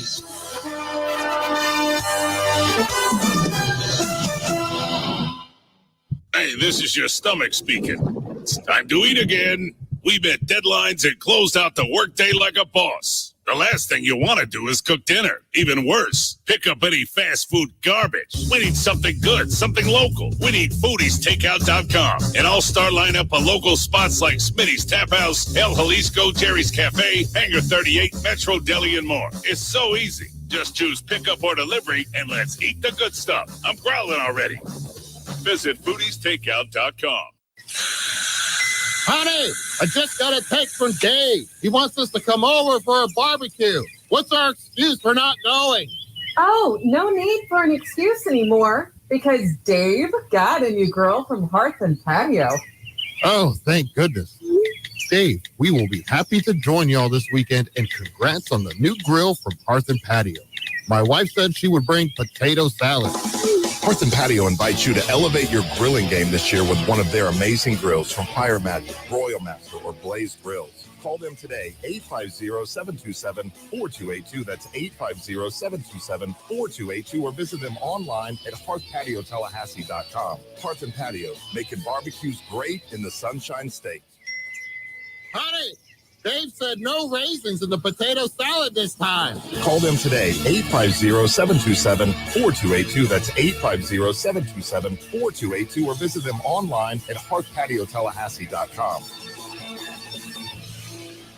Many orthodontists in Tallahassee can straighten a smile, but at Birch Orthodontics, they're dedicated to providing the finest care possible. The experienced and friendly staff is trained in all of the latest techniques. So whether you need standard treatment like braces or Invisalign, or you have a more complicated case requiring extra attention, Birch Orthodontics is here for you. Set up your free consultation today by visiting birchorthodontics.com, BURCH orthodontics.com, or call 850-877-1692. At Birch Orthodontics, they create beautiful smiles that last a lifetime. I'll never forget that moment. As long as I live. As long as I live. My first call-up ever as a member of the National Guard. When we got to the armory, they briefed us on the wildfires. They were getting dangerously close to homes. Helicopters were going up to drop water on the fires. Guys in the unit were preparing for firefighting with local fire crews. At that moment, I got my first taste of just how important the Guard is to my community. See how the Guard can be an important part of your life at nationalguard.com. Sponsored by the Florida National Guard. Aired by the Florida Association of Broadcasters and this station. Every child deserves a chance to live their best life and celebrate every moment. When you support St. Jude, you help give kids with cancer around the world that chance. Together, we can save more lives. Finding cures, saving children. Visit stjude.org. It's time for Seminole Headlines, featuring Warchant.com's Jeff Cameron, managing editor Ira Schofel, and senior writer Corey Clark. Your weekly dose of all things FSU, pistols, and pies starts right now. Here's Jeff Cameron. Hour number 2, Seminole Headlines. Headliner questions coming your way. Thanks for tuning to it. I'm Jeff. There's Ira and Corey, and this hour is brought to you by our good friends at Birch Orthodontics.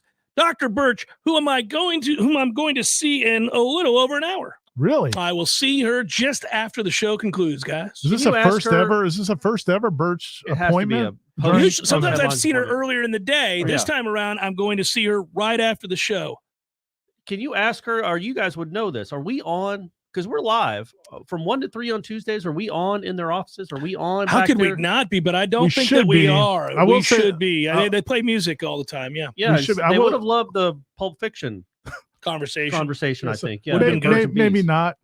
But they're all like very well aware of the connection. Like all the people that work there are. I'm going to call them all headliners. If you've ever worked at Birch Orthodontics, you're a headliner. If you've gone to Birch Orthodontics, you're a headliner. Yeah. If you've ever even heard of Heather. Yes. Yeah. In any way. Yep. Just in passing, you're a headliner. If you saw the movie Heather. Yeah, there it is. Great movie. But BirchOrthodontics.com. Christian Slater's falling off a cliff, huh? BirchOrthodontics.com is the website. And again, man, we've had this relationship for a long time because they've been great for a long time. My kids went there, your kids went there, your future stepkids went there, Gene's kids went there. People that don't have kids are going to send them there once they do. Yeah. Yes. Then the latest techniques, all the Invisalign, all the great techniques that they've got. And kind of the community and charitable. Yes. Yep. Doing good things. Yeah. If you support. And Noles. And Noles. Huge Noles. I mean, what the hell are you doing if you're not over there? Just hanging out. You're an idiot. If you have some water, sit in the lobby. I'm not saying you should do this, but maybe. If your kids got your braces somewhere else, just snatch them out and then take them over to Dr. Birch. With pliers. Yeah. Break them. I mean, and then go in and say, some other person did this and ruined my child's teeth. Can you fix it, Dr. Have Birch? him go try to catch line drives at the home run derby. That kid, he could. He probably needs to have Where did he get hit? It looked like in the grazed the forehead. The head. Oh, he's all right. Okay. You think? Did he get a glove up? No. No, his glove was coming up as he got hit. It looked miscalculated the speed. Yep. I feel like he's going to be okay. You think that Vlad's exit velo is significant? It's problematic. It's problematic when you take one in the head. I remember playing City League softball, and I'm in my 30s, and they're like, Cameron, we want you to play third. Get the hell I did. I tried to do it one time because I was like, I can feel it out, and I'm like, this sucks. I don't want to be here. The dudes that pitch slow pitch against these monsters. That's nuts. There's a guy named Keith who's probably listening to the show right now who I hit so hard I thought I killed him. Well, and I felt terrible. And every time but he threw outside. You're speechless. How about the questions? Headliners questions. Here we go. Assuming Jackson gets the waiver, I'm betting our front seven is the better group for 4 quarters and the reason we come out on top against LSU. And yes, I know they have Mason and Perkins. What do you guys think? Corey? Yeah, I think so. Certainly the more experienced, because we don't know what Mason Smith is going to be, right? Like he's coming off an injury. Yeah. And we've seen guys come back a year later, and it's not what you thought it was going to be right away. At least right away, yeah. Derwin wasn't even Derwin right away, and he's a freak. And we misused him every year he was here. Well, that too. That's just a side. But so, Mason Smith will be just less than a year from right at a year from the injury, right? Probably 11 months from the surgery. I'm sure he'll play and he'll still be good, but he won't be at his full capabilities, you wouldn't think, in the first game. Let's hope not. I'm not rooting against the kids. Kid gets sick. Yeah, I'm not rooting against the kid's return, but I am saying that I think you can make a strong case that Florida State's defensive line will have an edge against LSU's offensive line more so than LSU's defensive line. That's a good way of saying it. Florida State's offensive line. That's a good way of saying it. I just want to say thank you all for the great content. I've driven close to 26 hours for family trips in the last 5 days. So listening to you guys has definitely helped. Oh, you're welcome. That's from Panama, Noel. Appreciate that. Brian writes, I may be too late for the party today, but I've often wondered about the transfer portal. Has anyone ever signed a player just to, quote, learn from them? As in, tell me what's in that rival's playbook. Is there any sort of non-disclosure agreement that is signed by transfers? That's an interesting question. I've heard other people bring that up. Yeah, definitely no non-disclosure agreements, and you definitely can do it and take some advantages. I don't know how much, it's like the thing people would always say, like when a coach goes to another coaching staff and they'll be like, oh, well, he knows what he's doing. Unless you know the calls, and that's where, Jimbo got a little bit of trouble. That's when you get the towel boys. But unless you don't know exactly, I think it's more, a lot of it's going to be based on your support staff and the work they do in terms of tendencies is going to yield all the information you need. Like people can watch film and they're going to know what you do. That's my point. That's where I was going at, is that Jimbo told me this, and I've had tons of coaches tell me this. You guys have probably heard it too from coaches. There's nothing new under the sun. I mean, you run a 4-3, you run a 3-4, you run a 5-2, you run whatever you run, right? 4-2-5. People know what you're running, and they know the reason you're running that, right? They know what your personnel is. They know what your strengths and weaknesses are. They're seeking to expose those weaknesses and get good matchups. Now, the sequence with which you call them and how you call them, that differs game to game. That differs. People a lot of times will, run things that run counter to what they've been doing because they self-scout. So it doesn't matter that I know what you run. It's, can I predict what you're going to run in that moment? That second the play is called. It's pretty difficult. So, and a lot of times players know their position. They don't necessarily know everything. And then also the one thing I think that you might be able to get information is if there's things that there's a weakness of a certain player where they don't do well. Well, we know we knew that if anybody did this to this guy, he was in trouble. Yeah.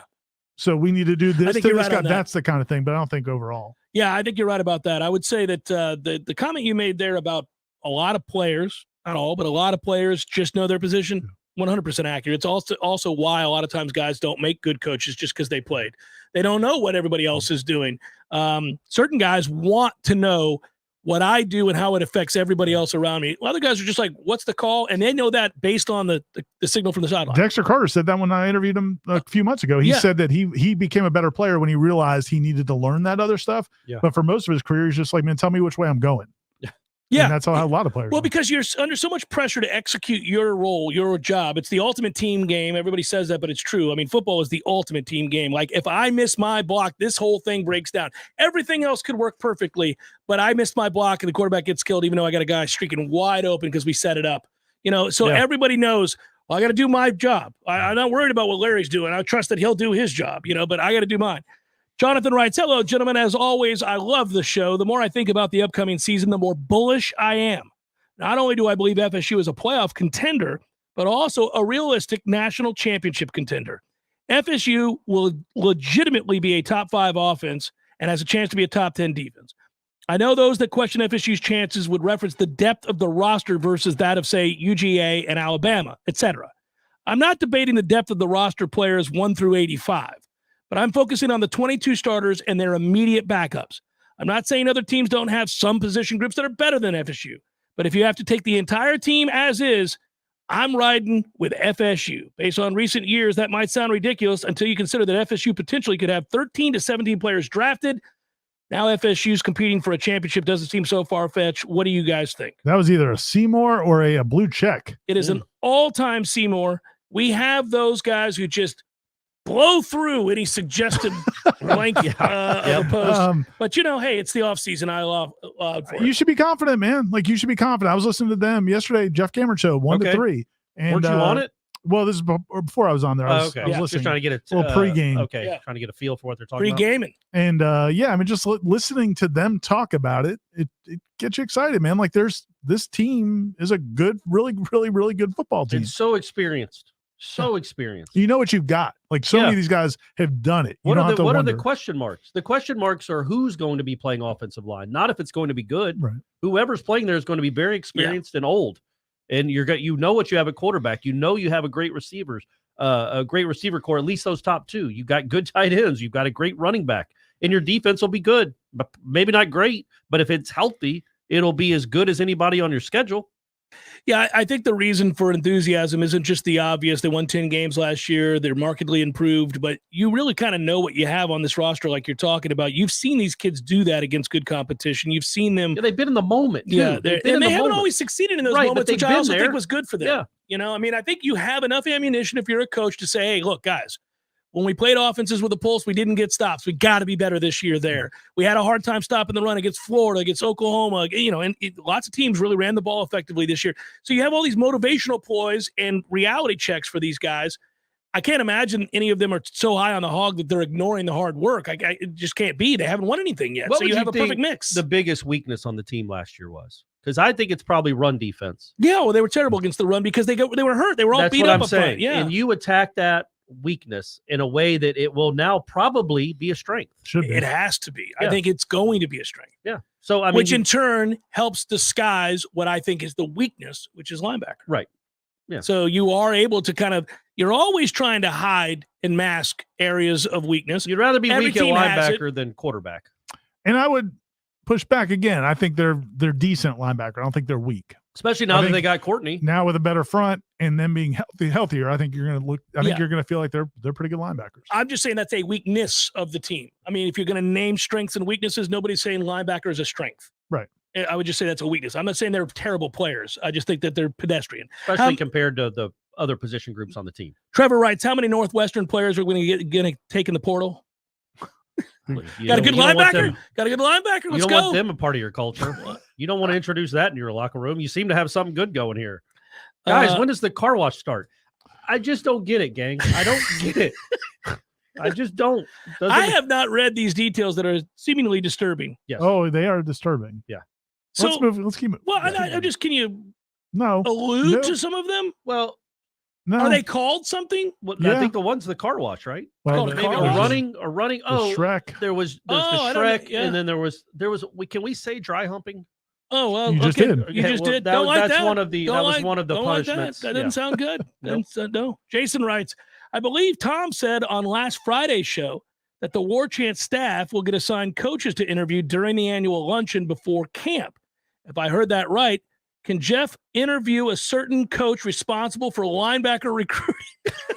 Yeah, I can. Yeah, good. Sure.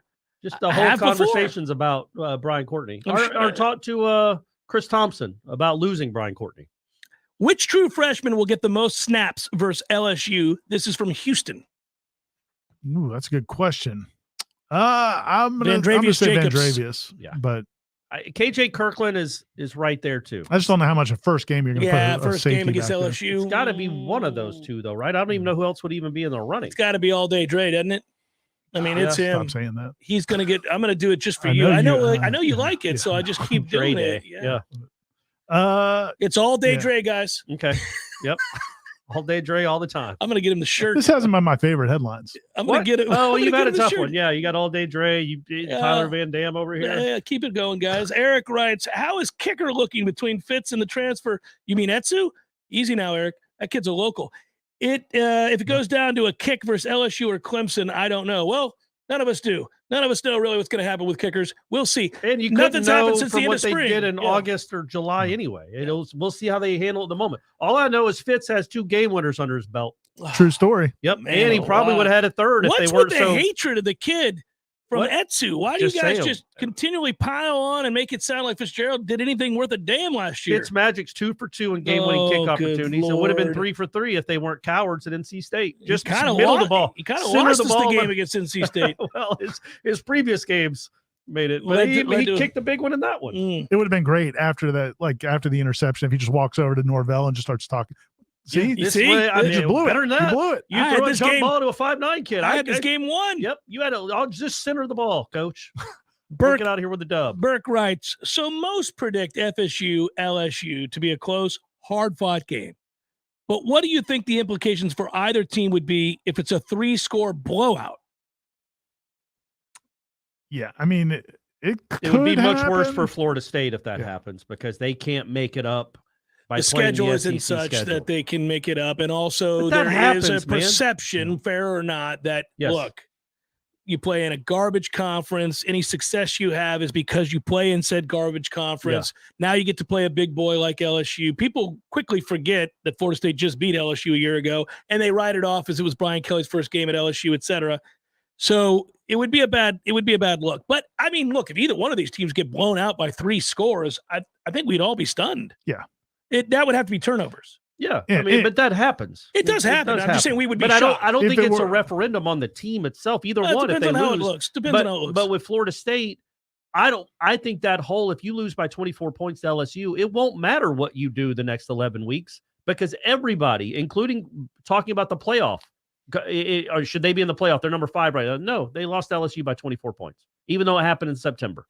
Early September, first game of the season. It depends on how they look, I guess. You could, point back because if they did, it would have to be. You would assume there were some turnovers involved. I mean, I just have a hard time believing that Florida State's offense would just, without turning the ball over, is just going to just be stumped. Like they just can't move the ball against LSU. It's weird, I guess, to Corey's point about perceptions and reputation and not being able to overcome it, and then also being able to overcome it. LSU won the West. That's great. It was a great first season. Everybody knows that. Florida State did beat them. But moreover, LSU got blown out by Texas A&M. Yeah. Sorry-ass Texas A&M. Yep. By the way, late in the year, Yep. blown out by Texas A&M when Texas A&M was in free The fall. last regular season game of the year, Nobody right? even talks about it. Yeah. Nobody even acts like that happened, that was even a thing. And they gave up 100 points. I mean, I know Georgia's But if- Georgia, but they gave up 100 points to Georgia. But if Florida State had lost to Florida, who was equally as sorry as A&M, and lost badly, I think that would be a talking point right now. Yeah, absolutely. Seems You're to right. me. Seems like it would be. Seminole Headlines, 93.3 Real Talk Radio, Warchant TV continues in a moment. Someone who thought texting was a better idea than stopping for a traffic light slams into your rear bumper. Now your back is injured and you've got to be at work and rehab all without a car. I'm Dana Brooks of Basic Brooks Law Offices, and we hear stories like this every day. You shouldn't pay for someone else's mistake. Call us at 850-777-7777 and we'll make sure you come back stronger.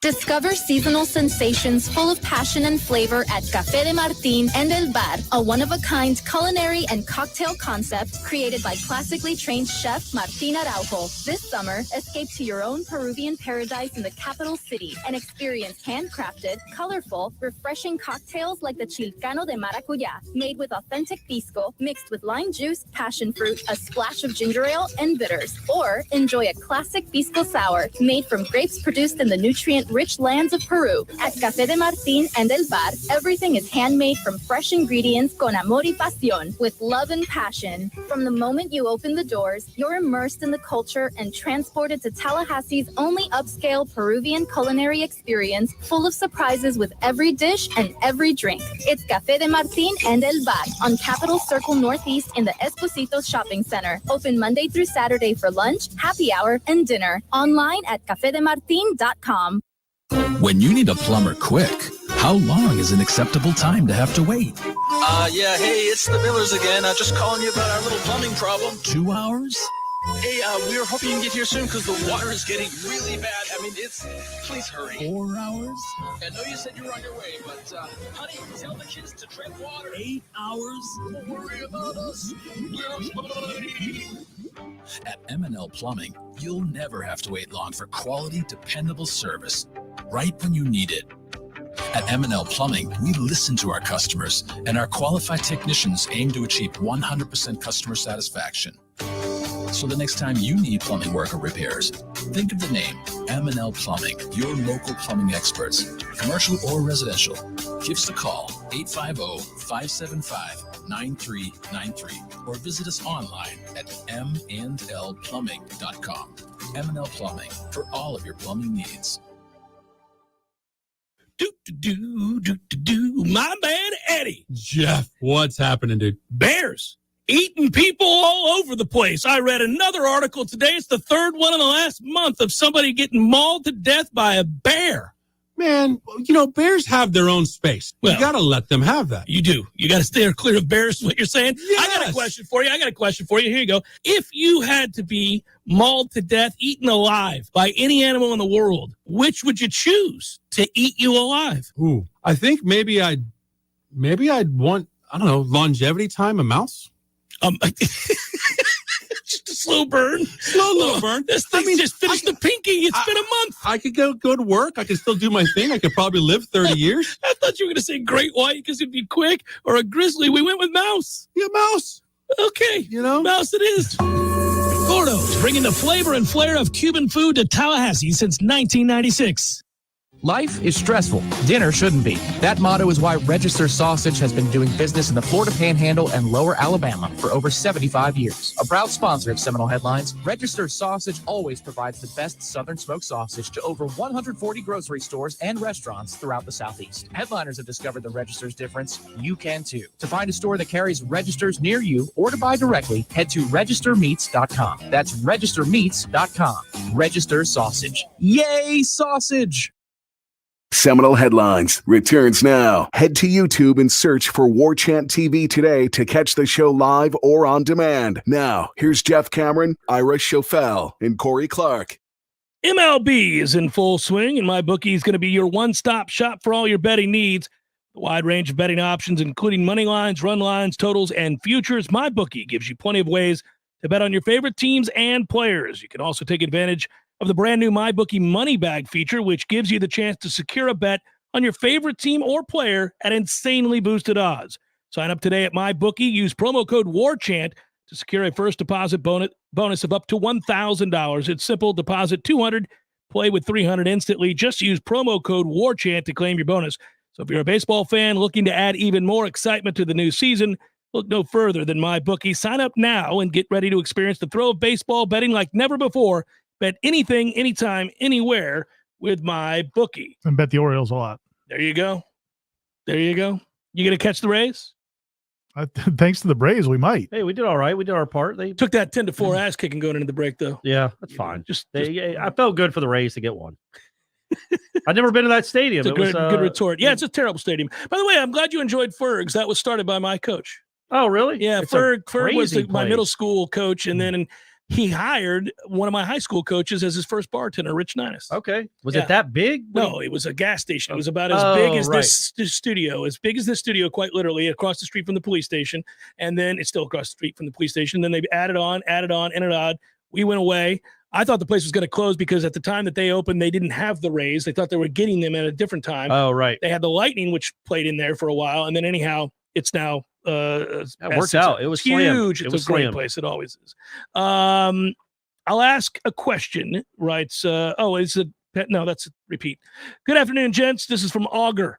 Thank you for all the premier content you guys put out. It makes for an easier off season. I was wondering, with Harry Buffalo no longer in business, has another establishment been acquired for the pregame festivities?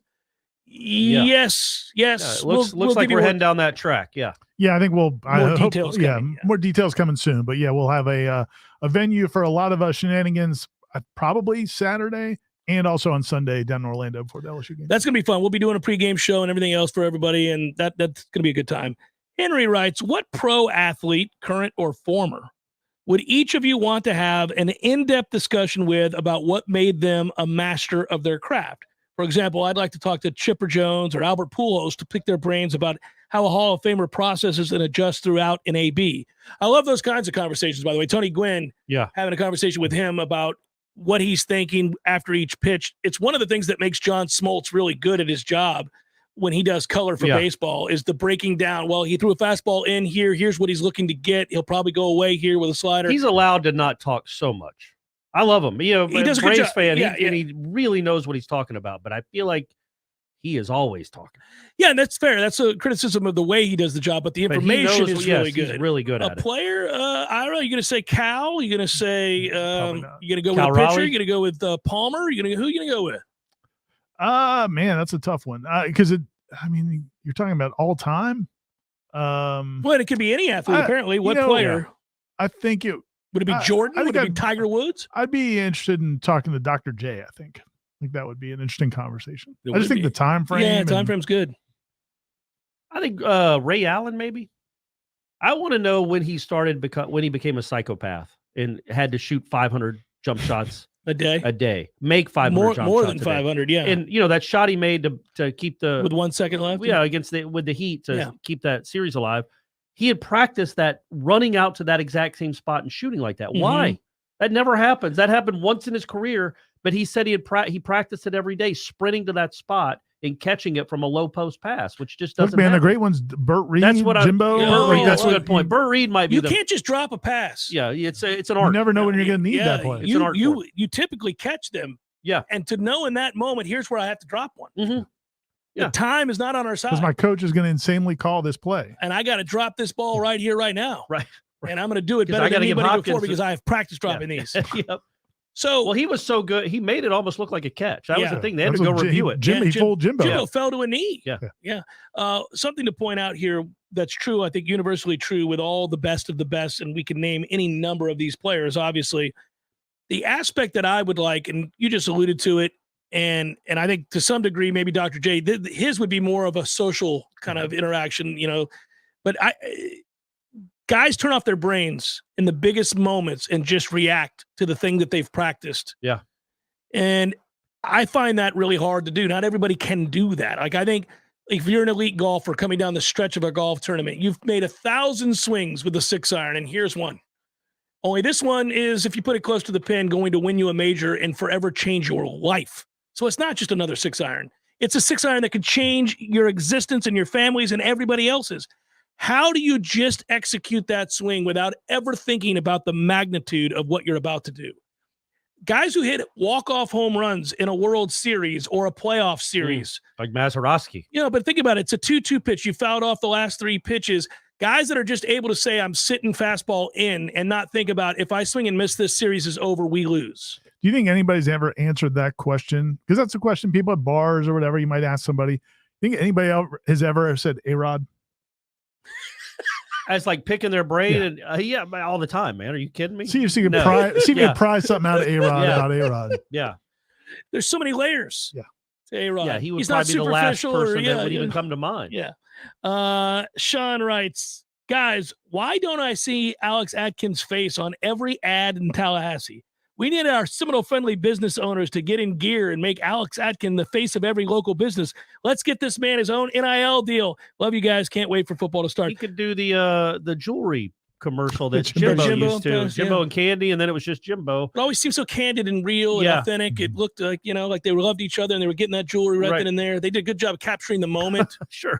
Alex makes over $1 million a year. I was just about to say, Sean, okay. we don't have to do an NIL deal for him. They pay him a contract. He's got a real deal, like as in he's employed by the university. He knows he's valued. And still, I see where I understand, Sean. A truck dealership, a car dealership could have Atkins driving one of their trucks and doing a 30-second spot. And have the big lineman in the back say, "Look how much it can carry."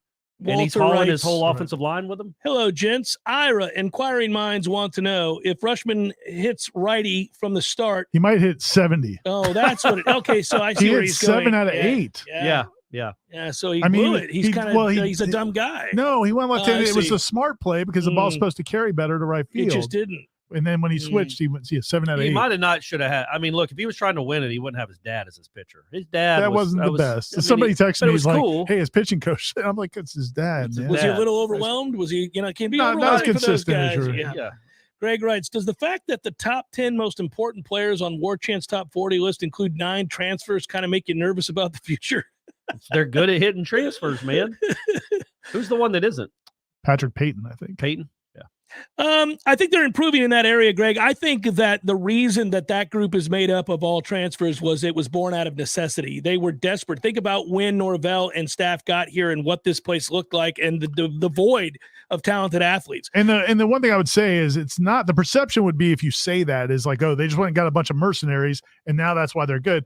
All of those guys were developed at Florida State. Well, Jordan Travis has been here 4 years. Fabian Lovett's been here 3 or whatever. Johnny Wilson was nobody. Trey Benson was nobody. Fabian Lovett basically was nobody. I mean, like all those guys were nobody really before they came. Well, now, but they've taken a step up in the transfer game because Keon Coleman's not a nobody. No, anymore. I agree. Jaheim Bell isn't either. But now But it's not like this is just a team of mercenaries that just showed up. And also, I think that because they're starting to win games, you're going to see a more successful recruiting element in the high school ranks. R.A. writes, gentlemen, great off week. Do you haze portal guys? Oh, yeah, that's a good question. Maybe is that a question during the process? Like, hey, am I going to get hazed if you give me this NIL deal? do they get to refuse it? That probably never comes up. Yeah. Who is your sleeper on defense? If he can stay healthy, mine is Byron Turner, writes Gil. Byron Turner overdrive. I'm going to go with nicely played, Corey. That's one of your better ones in a while. It's not the first time. No, I've said it a lot. He doesn't listen to Wake Up Warchant. Yeah. You know what? I'm gonna go with my guy Tatum Bethune.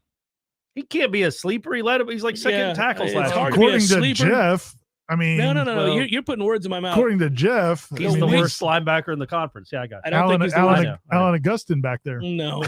Good Lord, you're just taking shots at. He's catching shrapnel for no reason, just like Tatum did. No, I didn't say that. I just think that they can be better at that position, especially when Florida State's right. Then who else can be a sleeper? I mean, they don't have a lot of unknowns. A sleeper would be a non-starter that plays a huge role and has an impact on the year that you didn't anticipate. Yeah, I mean, I guess Byron Turner maybe fits that bill. I don't know that anybody else. Owen, it ain't going to be Byron Turner. What's his name? Owen Graham.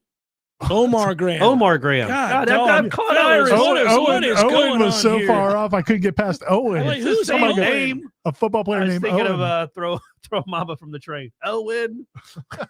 You know how we did Black Jerry on this show? Is there a Black Owen, not Terrell Owens? Is there a Black first name Owen that you can think of?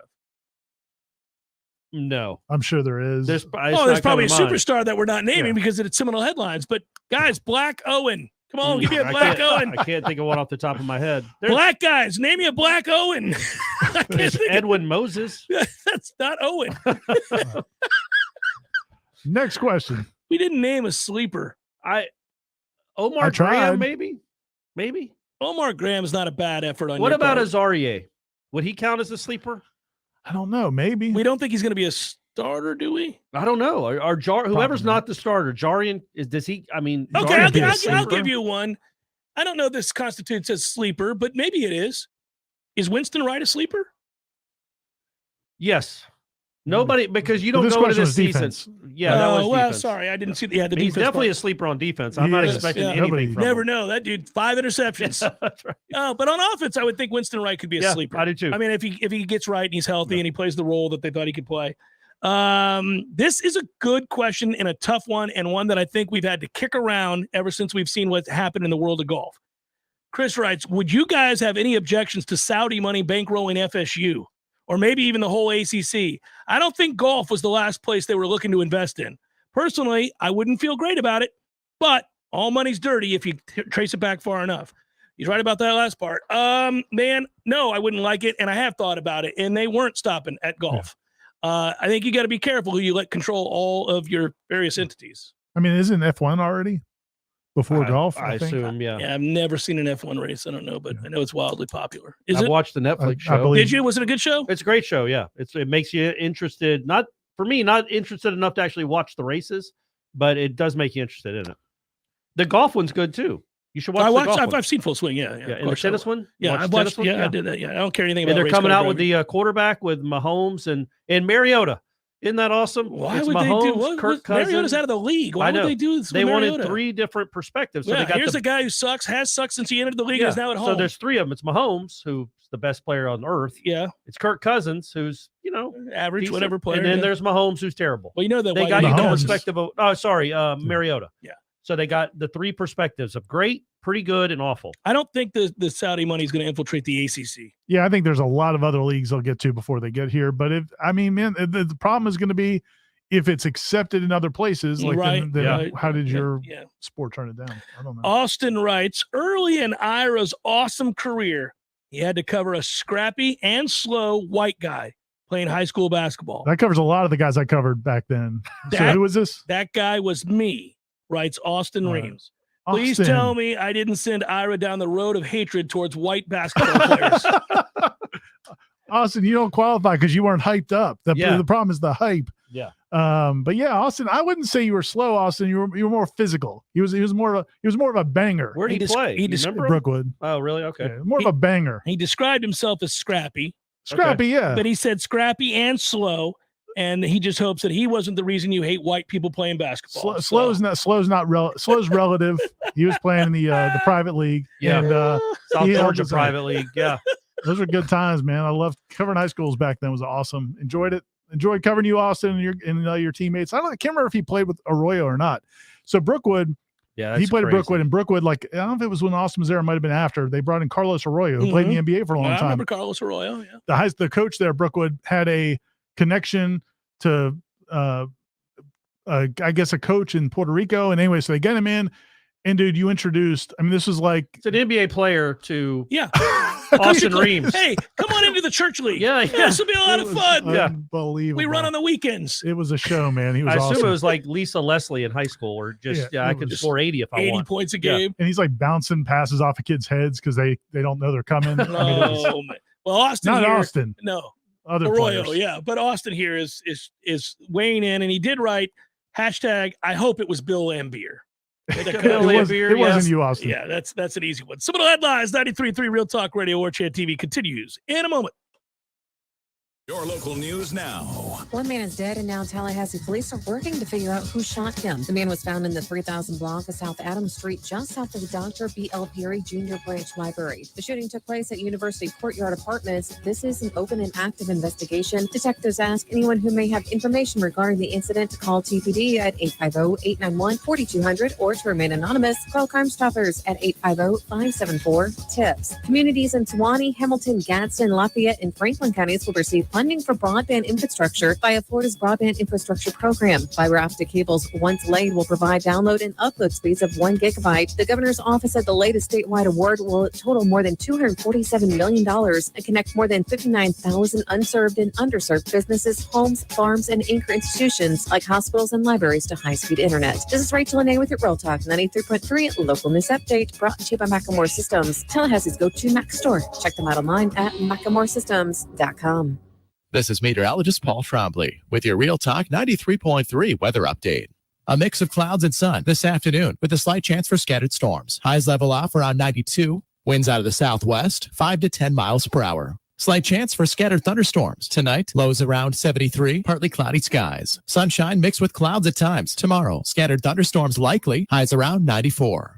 This report is brought to you by The Lawn Johns. For all your landscaping and lawn care needs, visit thelawnjohns.com. Right now, 93. A cup of Joe, Java, brew, go-go beans, brain water, liquid lightning, wakey juice, whatever you call your cup of coffee, you're missing out if it's not Grassroots Coffee. At grassrootscoffee.com, you'll find an easy way to order the best roasted coffee beans available. It's very simple. Choose the blend you want and how you want it ground, and the bag you receive will have the date your beans were roasted and packaged on it, all written by hand and signed by the roast master himself. You'll know that's as fresh as it gets. You can get Grassroots outside of your house also at some of your favorite restaurants in town. Next time you're out to eat, try asking for Grassroots Coffee by name, because there's a good chance they will have it for you. And if you own a business, Grassroots Coffee has options to stock your break rooms with all the productivity powder your team needs. Plus, like some other options that you'll find at work, Grassroots Coffee actually is a part of our community. Get to grassrootscoffee.com today and get yourself a treat. Some locally owned, locally roasted, and locally loved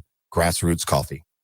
Life is stressful. Dinner shouldn't be. That motto is why Register Sausage has been doing business in the Florida Panhandle and Lower Alabama for over 75 years. A proud sponsor of Seminole Headlines, Register Sausage always provides the best Southern smoked sausage to over 140 grocery stores and restaurants throughout the Southeast. Headliners have discovered the Register's difference. You can too. To find a store that carries Registers near you or to buy directly, head to registermeats.com. That's registermeats.com. Register Sausage. Yay, sausage!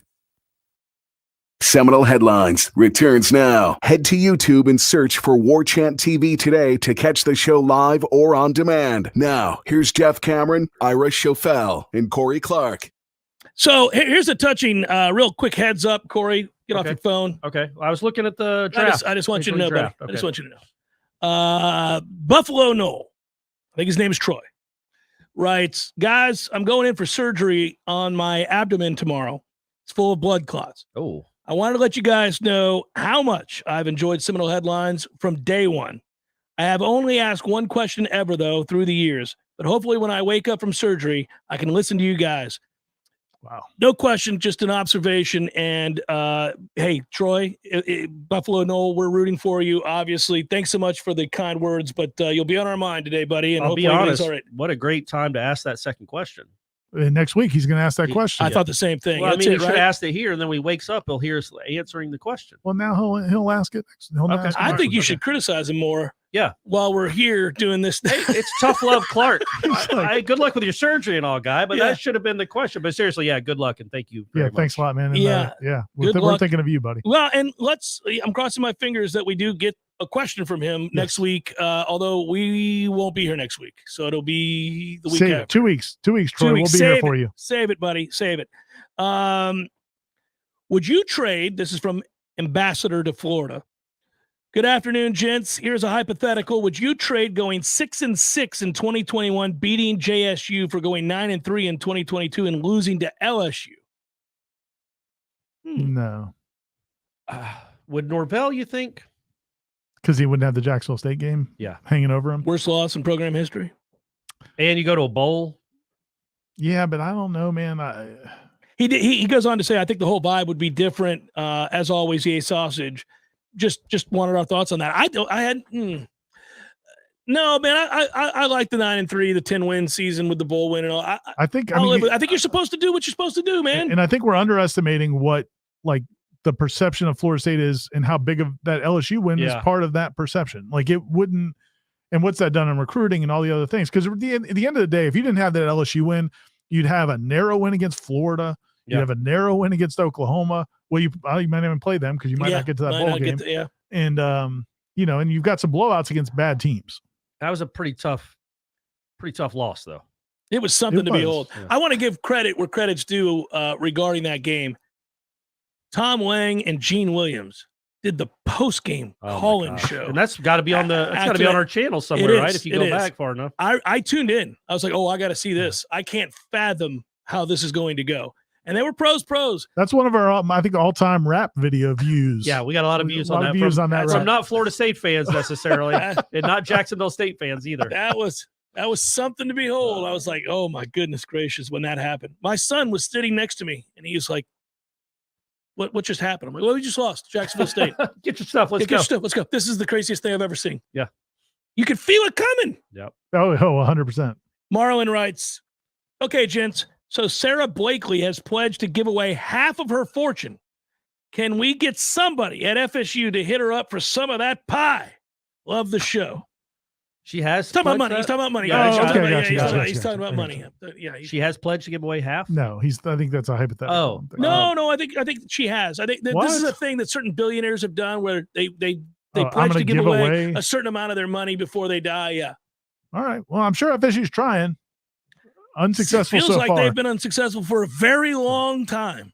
And Florida State essentially made her. No way she comes up with the idea for Spanx if it wasn't for don't further alienate. I don't think that's her perception. Yeah. I think I should be the guy sent and tasked with this responsibility to go sit down with her up in Georgia and have a bite. She live in Georgia? I think so, yeah. Oh, I didn't know that. So I'm going to look her up, see where she lives. All this time, you haven't done anything. I know. That's my fault. That's my fault. You're going to look like a stalker. Don't bring it up. I'm not going to get her address. I just get the picture of you blurting something out that's inappropriate.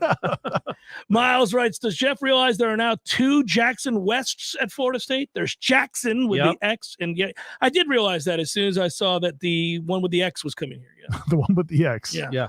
And he's a local kid. He grew up Gage West's brother. Mm-hmm. He grew up somewhere. Where did he go to school? NFC, maybe? McClay? One of them. Who knows? Hello, men. Love the show. This is probably a Seymour, writes Timothy. My question is for all 3 of you. Good. But maybe more in Ira's wheelhouse. Of course. With FSU being a public university, is any contract they enter into subject to freedom of information requests? As a taxpayer of the state of Florida, couldn't one of you sue FSU and the ACC to see the grant of rights agreement and shine light on this abomination? All right, so other people have seen the grant of rights. You can see the grant of rights. The grant of rights is out there. You can see it. The what you can't see is and then maybe at some point there'll be a lawsuit for this, It's the actual TV contract, because the grant of rights isn't that detailed. Right. What's really detailed is the contract, and then the television contract, but they don't let that out of the state of North Carolina. They don't let that to schools break. If Florida State's officials took that contract back to Tallahassee, then it would become a public record we could request. But because it's still in North Carolina, so that's why all these attorneys, Florida State and Clemson and all these other schools, are sending attorneys to North Carolina. It's to read the contract in person, because they can't bring it back. Why? Because that would become public record. Oh, and that was the whole thing with, because, and up there, the ACC is not a public institution. What if they just snuck it out and didn't tell anyone? That would be good. Yeah. Hey, Michael Alford, next time you're up there, just put it in your briefcase and walk out. They have copiers somewhere in that office. That's actually part of the deal. They won't let them make copies. I mean, come on, AC. They By can the take way, notes. She lives in Atlanta. That's right. But she might live on Jimmy Carter. I do not think so. But she grew up in Clearwater, apparently. Yeah. Both of you guys. So you we guys got are the dream connections team. all over the place. We may be able to get the money, Corey. Yep. What are we looking for? Just a half a bill? Oh, no. I mean, half a bill will cover I a feel lot like of she should file it through my LLC, and we'll figure it out. you and I together. Yeah, we could do that. You want to do that? In FSU, we promise you're going to get that money. You'll get a portion of the. Actually, no, I don't want it to go Yeah. through your LLC. No. Yeah. Well, we can work it out. Okay. Tax write-off for both of us. We'll make it happen. Jeff will give like 35% to Battle's End. Yeah. Well, yeah. And No then- lie.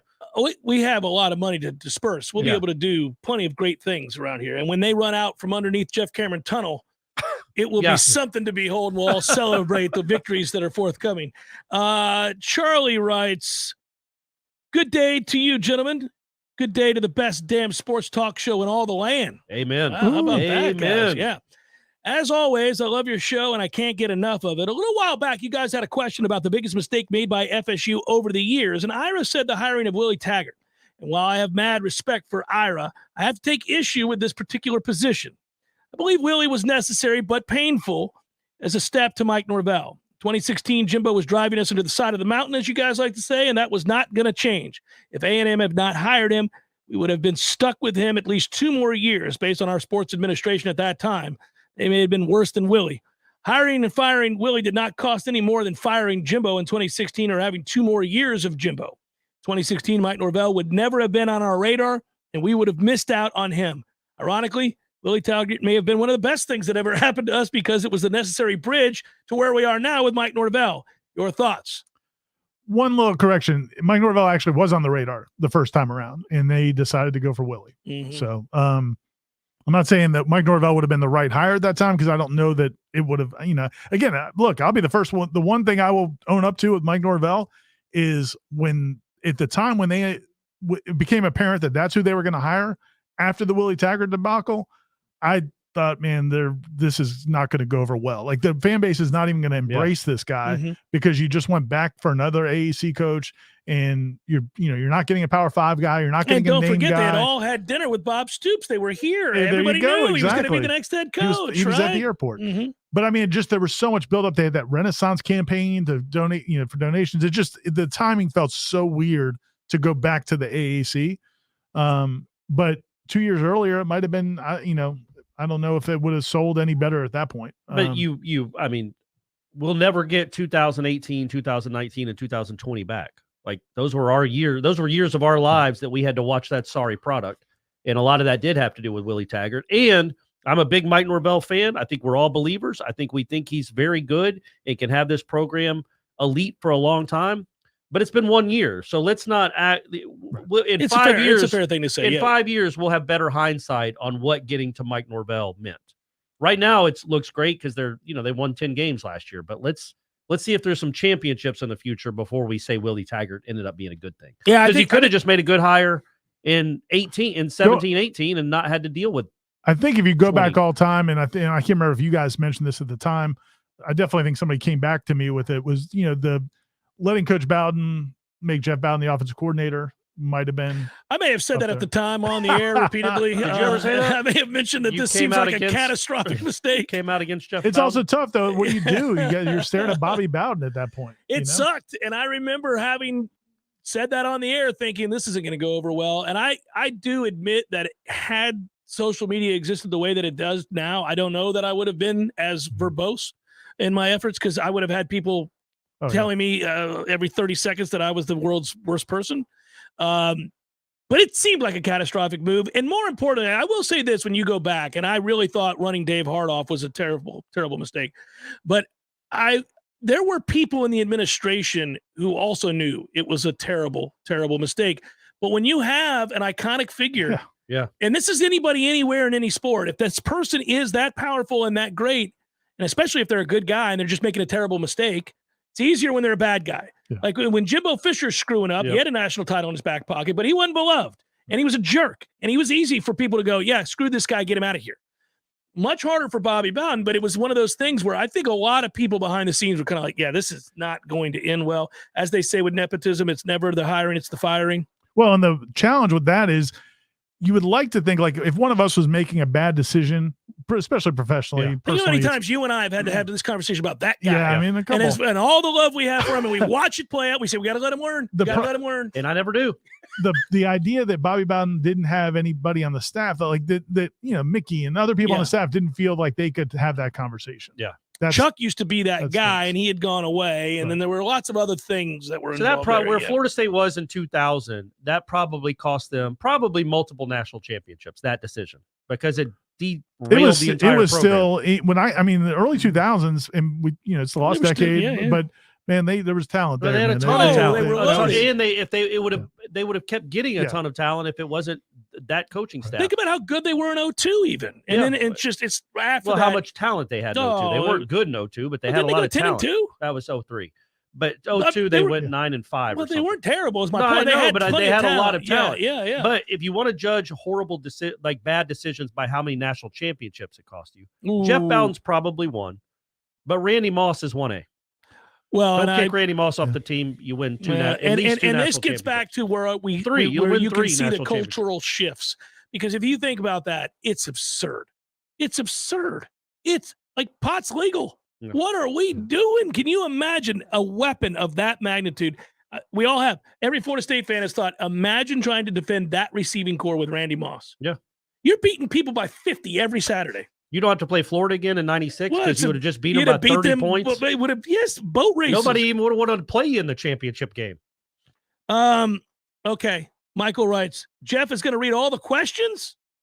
This should make Ira happy as it's Facebook. Actually, I might have missed this, but why do you guys like Twitter questions over Facebook questions? You guys. I'm indifferent. It's one guy. It's Ira. I'm completely indifferent. But Ira feels like Twitter's his baby or something. Yeah. I think that's what it is. Like originated. Here's the deal. Like there's a long period of time where you were favoring the Facebook questions and giving the Seymours. Well, Facebook was the OG. And so then Twitter comes along. You figured you had to fire back the other way. I had to extreme. Fight yeah. For when Twitter do we to start, get this. What's the new one? The Zuckerberg? Threads. Threads. We got to have a Threads. Somebody told me on Threads because you guys don't even. You got a Threads account? I've got a Threads account, but I don't post. I'm cutting edge. Yeah. I was right on. Threads. People can't find you on Threads though. Well, you got your burner. It might be a way to have doing things. Yeah, you can say all the things he wants to say. I got 50 seconds. Oh, fellas, you got screwed. There were more questions. We'll have to get to them next time. We're going to be gone next week. Yes, we're going to be on a little trip next week. More details possibly coming out on that. Yeah, it'll be coming out later this week, and then we'll be back the following week. And hell, guys, it'll be go time at that point. It'll be time. And we might do some content next week. I think Tom's trying to get us to do something. We'll see. We'll see. Tom's always trying. But maybe not a full Seminole Headlines. For Ira, for Corey, and Director Matthew, I'm Jeff. Thanks so much for listening, everybody, and we appreciate you. As always, be well. Peace.